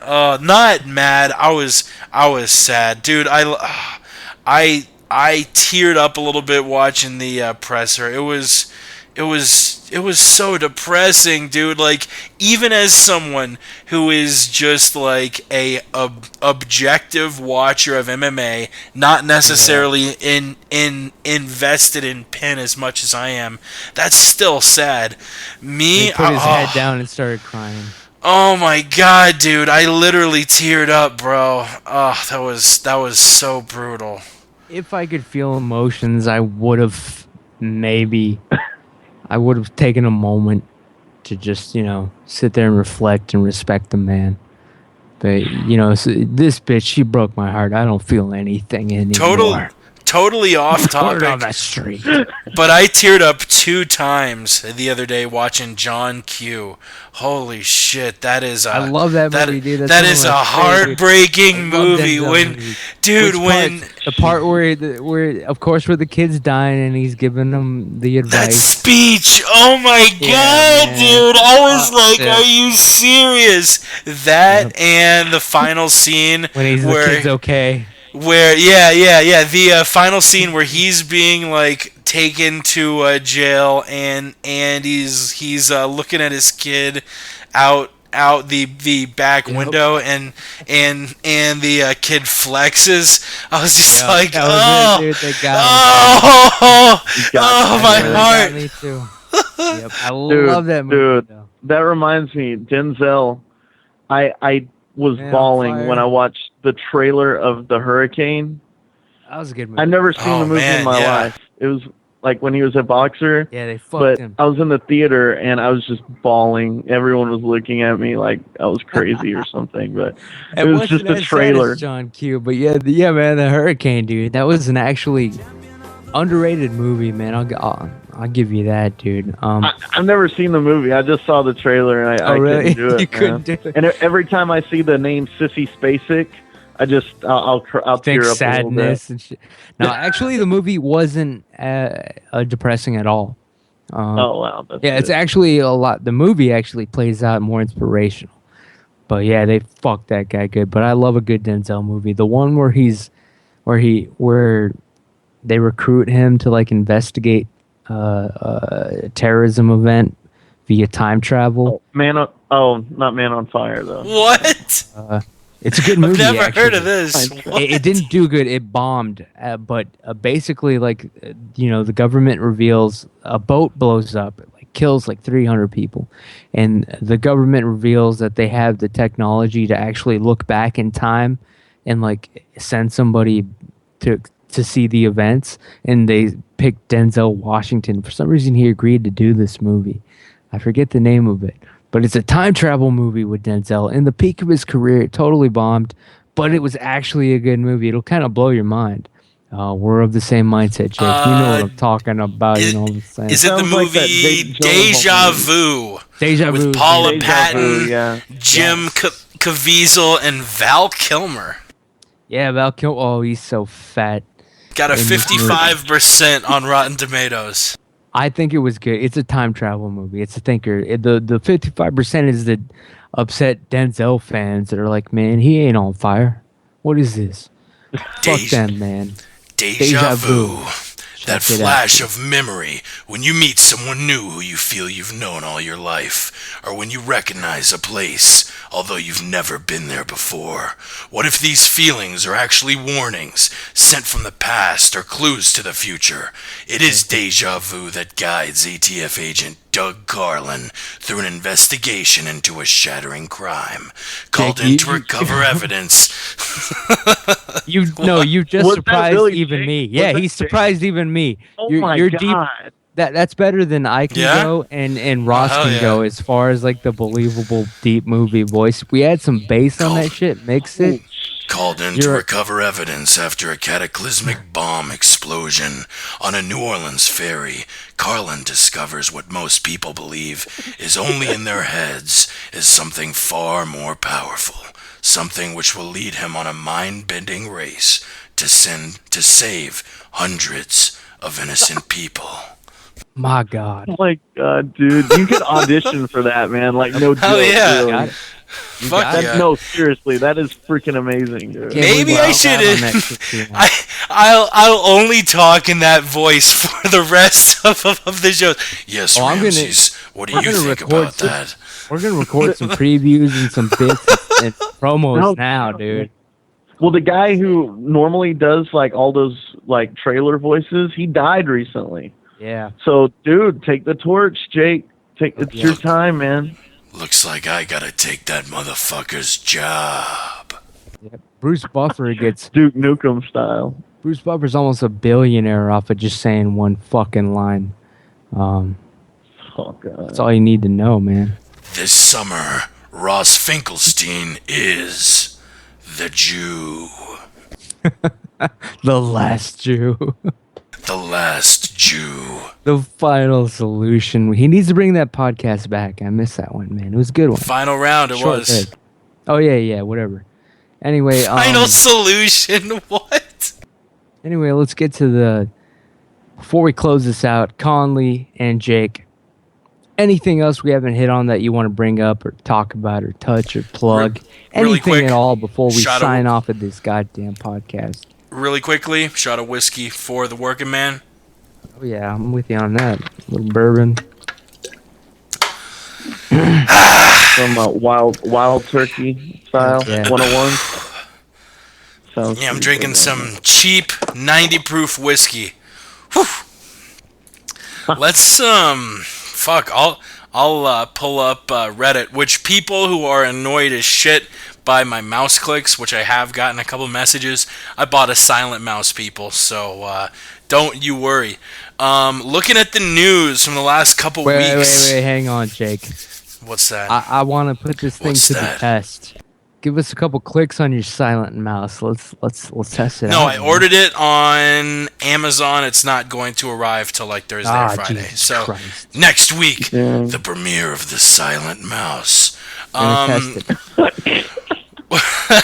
What do y'all think about Brock? Brock Lesnar apparently finally has a clean bill of health, and according to his manager, might consider a return to the UFC. His manager, Paul Heyman? No, his shoot manager, not his real not manager. the case. Actual manager that looks at shit yeah. and reads emails and does paperwork. Wait, actually, well, holy shit, no! I clicked on It's the Paul link. Heyman, isn't it? Oh, it is Paul Heyman. What the fuck? His words via Bleacher Report. He had a clean bill of health, finally.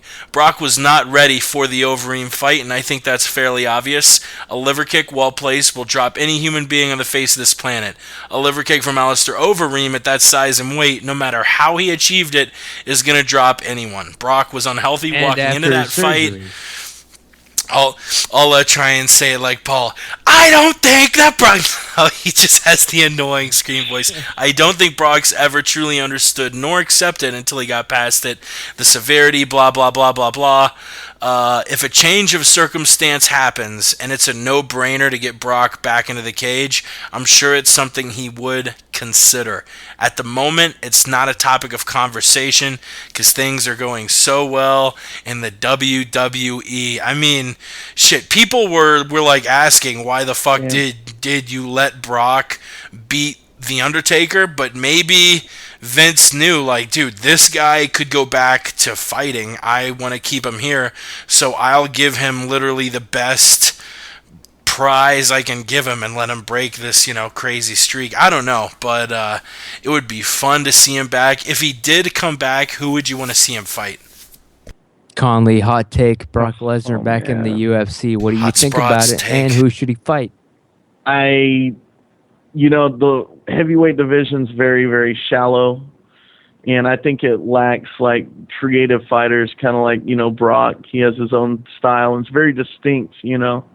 I would like to see him fight either Brendan Schaub. That's what I was gonna say, man. Yeah, man. He needs to that's dispatch just mean. Brendan Schaub, man. Well, I don't That's have just anything mean, against- man. I don't have anything against Brendan Schaub anymore, really. That fight, though, on pay-per-view was a ripoff. He did steal money from me, but, bygones, I understand, whatever.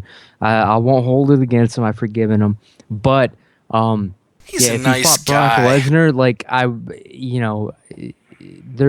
I would not be surprised if Brock Lesnar actually, killed him during the match. And I Why think it would you actually wish be a that good thing. evil on the nice Brendan Schaub? I mean, I'm living I in don't wish it fucking on him, but I'm just Aurora, saying I'm not so gonna shed a tear. I gotta back him up. Jesus Christ, that Schaub. A lot of people listen to the podcast with him and Callan and sort of get from it like, wow, like Schaub is kind of a douchebag, which I can get sort of taking that from a show, but honestly, if you listen to us, we're just as cocky, and I mean, I think it's a little more obvious that we're joking around because we're just fuck asses and he's a UFC fighter. But I don't know. He is a nice ass guy. I actually met him. There's something that y'all have that he doesn't have though. Yeah. It's called charm. And he lacks charm. Yeah, man. I'll give you that. I don't know. Man Conley. I was at the MGM last November for 167, and I was wearing a Broncos shirt. And actually, Schaub walks up to me, going, "Hey, you from Denver?" And I'm like, "Yeah." And he is like, "Awesome, man, awesome. Go Broncos." And then he walked away, and it was like just really not like he is a nice dude, and Like, I don't know, he went out of his way just to say hi to a fan wearing a Broncos shirt because he's That's also cool. from I'll give him that. Denver. Show me on the doll where he touched you, Jake. He touched me on my penis, okay? Allegedly. Yeah, I'm just saying, like, I don't have anything against him, but like, I'm not gonna pretend like It's I'm gonna rude. cry if Brock Lesnar like saying literally hits him you in the want jaw and like we hear a saying loud you snap. saying and you he's want twitching Schaub and to he doesn't fight ever move Brock. again. Saying you want Schaub to fight Brock is just rude. Like, I love Schaub, but that dude's face would just get like you know He needs the money, when you're like really trying to tenderize meat and you get one of those hammers and put the meat on the cutting board and you just bash the shit. That's what would happen. Like, I wouldn't wish that on anyone. I like honestly, I would want to see Brock maybe fight Junior. Like, that was supposed to be the tough coaches fight. Brock Jr. would be super fun. I mean, give the winner of that a title shot. I feel so bad for fucking Junior because it's going to be so hard for him to get a fourth fight against Kane. But honestly, he is the second best guy in that. It's his own fault, division. man. He worked he worked the 2 rematches. He took the paycheck. He Dude, knows. and he dropped the kid. That kid that he had with him. Remember that little kid? The poverty case from the favela, man. He Little paraded mean him he around, dropped him? and then when he won the belt, is Yep. or when he, anyway. Yeah, Well, I mean, the kid's cute. Honestly, is blowing guys for money now. The Rich kid's man. cute when he's like 9, and then he gets to be like 13, and he's ugly, and he's got zits.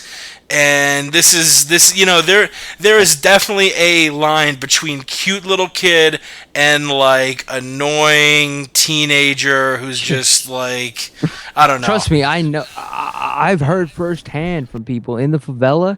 By the age of 13, you're already old news. You're already used up.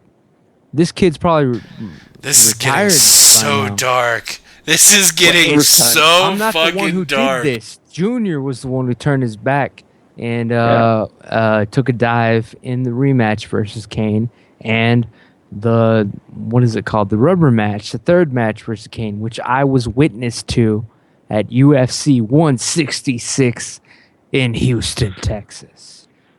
It was a disgrace. It was an obvious one. Meat pulverizing, man. I was screaming for them to stop that fight, man. Yeah, a lot of people were. I was there. Like, a lot of people were like, "Stop the fight." But at the same time, it's like, this is what Junior knew was gonna happen. He knows Kane can't really knock him out.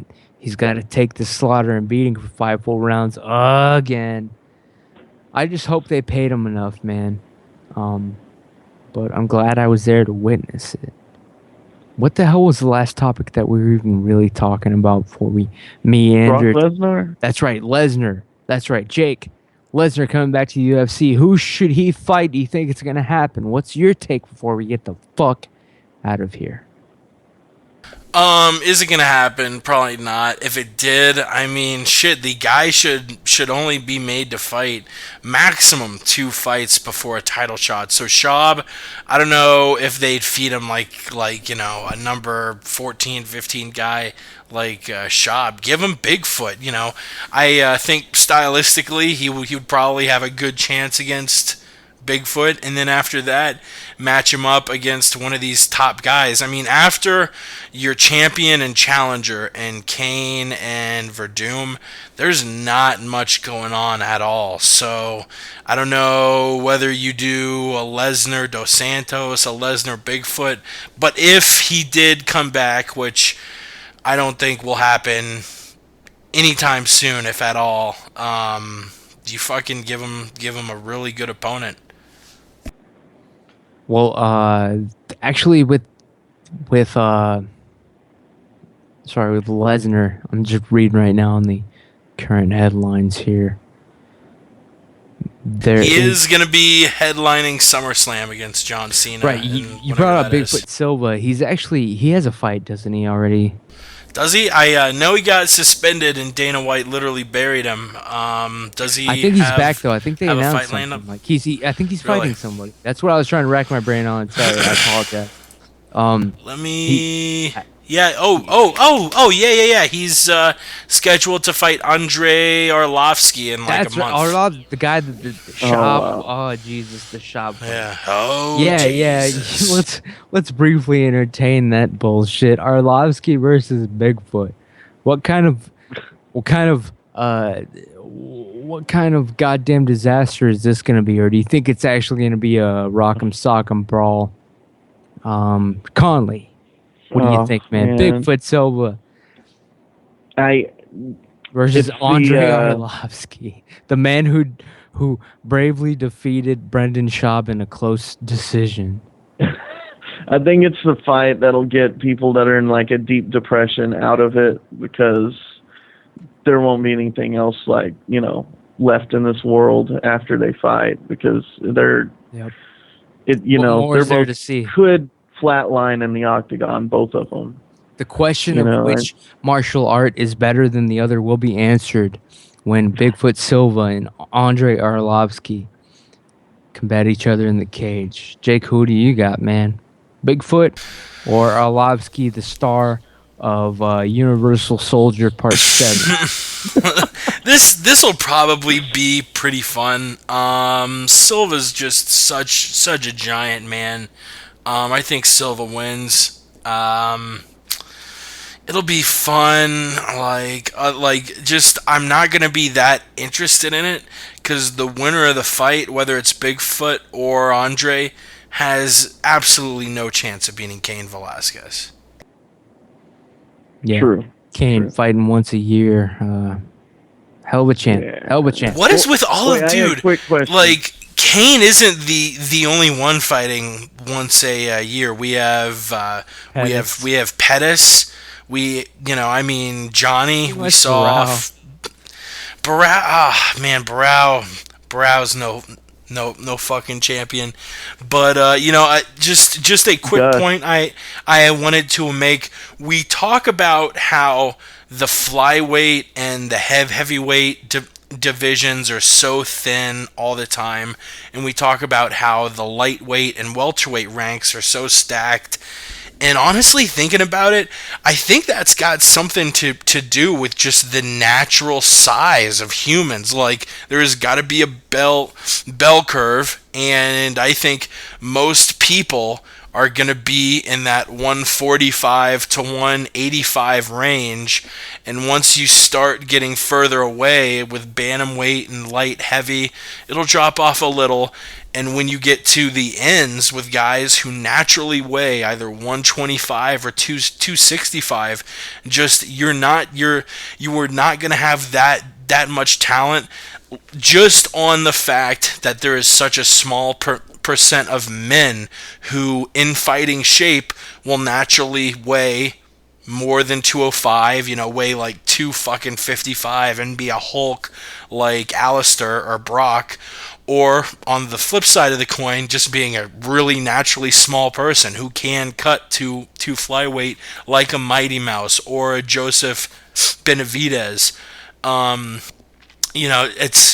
It's sort of funny how the shallowest divisions are on that extreme side of either being 125 or 265, and what seems like the most stacked ones are right in the middle at 155 and 170. Think about it, gentlemen. Good point. Very good. Conley, I think you were going to raise a point before. Oh, I just wanted to know real quick what you guys had on Nelson and Hunt. It's a while away, but it's going to be it's going to be September 21st. Sorry. Right. No, Mark Hunt was like not releasing like it's a statement. He made some bizarre tweet saying he was unemployed, and then a lot of people today were saying, "What the fuck? They cut Mark Hunt?" And Dana White replied and said, "No, there's no way in hell we cut Mark Hunt." So I thought that's what you were talking about. Isn't he fighting? Yeah, he's fighting Nelson, right? Right. Well, Well, who So, knows now at this point?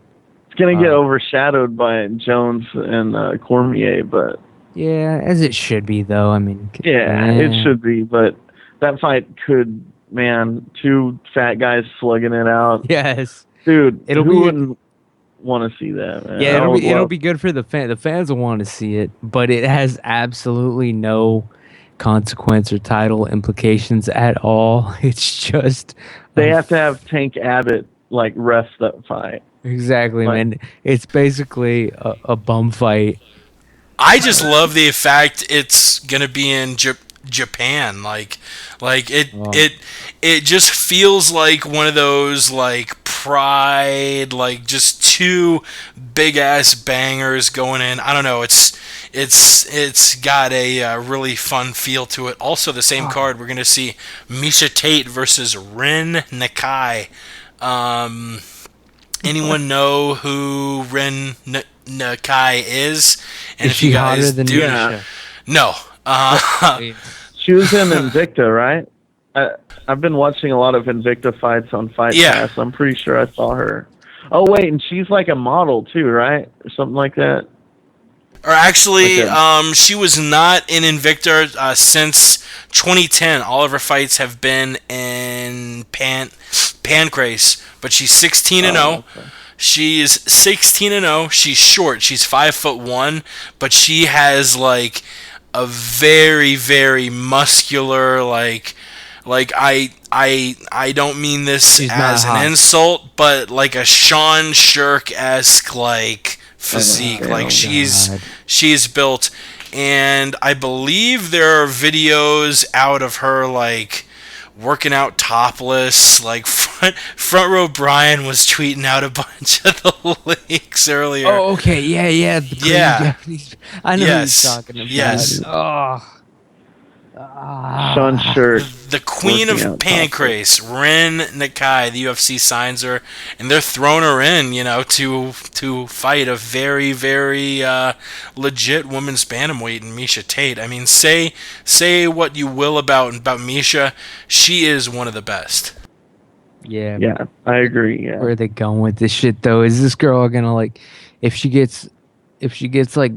mounts Misha Tate, is she just gonna start like bizarrely squirting breast milk into her face? Like Oh where's my this God. going? I've seen Yeah, the videos of this fucking, woman. like- Now I know exactly who you're talking about, man. Like cat ears on as part of her like uniform her and stuff. gimmick. Yeah. Maybe Misha's gimmick is getting beaten up by manly looking chicks. I don't know. Maybe there's a market for that. I don't know. But wait, You hold know on. it, man. Yeah. No, go ahead, Conley, if you have anything else on that. No, I don't, man. No, thanks for having me on. And Wait, it's always been one fun. more thing. What? This is the absolute last topic. Because What? it just when you were talking about Japan, I thought you were going to talk about last topic, which we didn't address even though it was breaking news last week. Anderson Silva's coming back to fight Nick Diaz. Real quick, who you got? How do you think the fight's going to go? Is this ridiculous? Jake and then Conley. And then we're out of here for real. What's up? Oh man, I can't fucking wait. I think just he's bigger. He's a better striker. I mean, not that Diaz is a bad striker, but we're talking about one of the greatest ever. I would love to see it, but if it happens, I'm going with Anderson Silva. This is going to be a crazy response, but I swear to you, it makes sense if you're stoned off your ass. So What? Well, holy shit. Let me, keep going. yeah, man. Okay, Yeah, so let's light it up. if you've ever heard the podcast Dan Carlin's Hardcore History, you will know he will teach you. Joe Rogan plugs that guy all the time. Yeah, I saw him when he was on Rogan's show, but I never heard his show. But good. Oh Go man, on, I'll his check it show out. is absolutely amazing. Yeah, you have to check it out. Anyway, he will teach you that history does repeat itself. Okay, now I called that Diego Sanchez would beat Ross Pearson in a controversial split decision. Okay, because he beat Martin Kentman in a controversial split decision. Now Nate Diaz Nick Diaz beat Frank Shamrock, and it was one-sided. He just stomped Frank Shamrock, like a supposed legend. Frank, the legend Shamrock. He beat him, right? Everything was going against Nick Diaz. I think Nick Diaz can and will beat Anderson Silva, and he will just add another quote-unquote legend, which I know Anderson is a legend, to his belt. Interesting. Does that make sense at all? Interesting take. I mean, I see where you're coming from, but my perspective, I'm always paranoid. You guys know where I'm always coming from. You know my gimmick, my shtick. I think this fight, Anderson Silva versus Nick Diaz, will be a work 100%. I believe that Nick Diaz will, spar with Anderson and ultimately lose a decision, take a dive. Obviously, Anderson Silva has more money in the long run for the UFC. He's willing to sign a larger, longer contract for the UFC, and he's a bigger draw. Nick Diaz is publicly stating that he doesn't even want to fucking do this. He signs a 3-fight contract bout. And honestly, in my opinion, I think he's worked fights before. The GSP fight, he didn't try to beat GSP, let's be honest. The Condit fight, he took it to them. It was a hard, serious sparring match, but he didn't try to win that fight either, man. It's not a problem of motivation. It's this guy knows. Take the fight for the money. He doesn't even like doing it, like he keeps saying. So it's not going to be a surprise when he does work this fight and allow Anderson Silva to beat him via decision at this fight. He's not going to attack Anderson's leg. It's going to be out of question. It'll be a fun fight to watch, man. But come on, what's the smartest thing to do for Nick Diaz? What? Come on, let's be real. It's a business. Drug dealing. He needs to deal drugs. What? He was probably maybe investing in Josh Rosenthal, is my speculation. Very true. Maybe that operation collapsed. You get nervous when your friends start getting busted. You got to tone things down a little bit. We all know how it is. We're all having our own little grows privately, allegedly. You know what I'm saying? Jake lives in the state, man, where it's right. Ahead of all the rest, buddy. Jake's actually and I'll be the doctor. first to tell you that I'm not against hitting women. Shout out to the ninja at CM Gracie. What up, ninja? Still alive. God bless him. But yeah, all right. Enough with the nonsense. You've been taught as kids, as men, we don't hit women. Well, that's bullcrap. I miss the guy. He is still alive and well, people. I love getting drops of people way out of context. Oh, man. So out of context, but that's classic. Man. What? That's classic. That's what they'll do to you people. But yeah, Conley, we're going to wrap things up. But I thank you for calling in, man. I'll catch up with you here on Twitter in a little bit. What's your Twitter handle before we let you go? Yeah. It's at Conley Razor. I actually have a website, razorcreative.com. It has some of my art. It's got all my music on there. You can check it out. That's Razor with still an in S. the works. Yeah, RASOR, Razor Creative. Awesome. Check them out, people. So we'll talk to you later. Thanks for being on the show, man. Cool. Thanks for having me, guys. Nice talking to both of you guys. You too, Love you. man. Peace Stay out. Love alive. you. And Jake from the MMA Podcast, where can people find you, contact you? The show tomorrow going live. I'll be there. What are we going to talk about? What's happening? Where can people find it? If you want to listen to the MMA Podcast, tune in midnight Eastern, Wednesday nights. Follow us on Twitter at the MMA Podcast. Visit our website, themmapodcast.com. Ramses, I love the shit out of you, cocksucker. Thank you, Jake from the MMA Podcast. We'll definitely get you whatever bass boosting technology that the Jew Ross Finkelstein is using. Shout out to my bastard son. Shout out to our friends out there. You know who you are. Coach Jamie Huey, Front Row Brian, Chael Sonnen himself, Ross Finkelstein, Yao, and Chroma, Alan, Hunter, of course, my girlfriends, Lexi, Pissed in your pool. Paige, Katie, Ash, a girly MMA.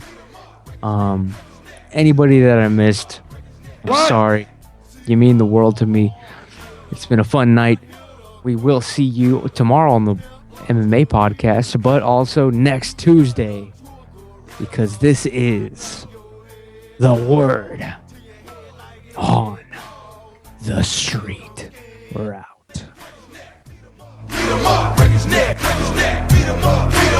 Play, take me through it. Well, I'm the best corner in the game. When you try me with a sorry receiver like Crabtree, that's the result you gonna get. Don't you ever talk about me. Who was talking about you? Crabtree, don't you open your mouth about the best. Or I'm gonna shut it for you real quick. LOB.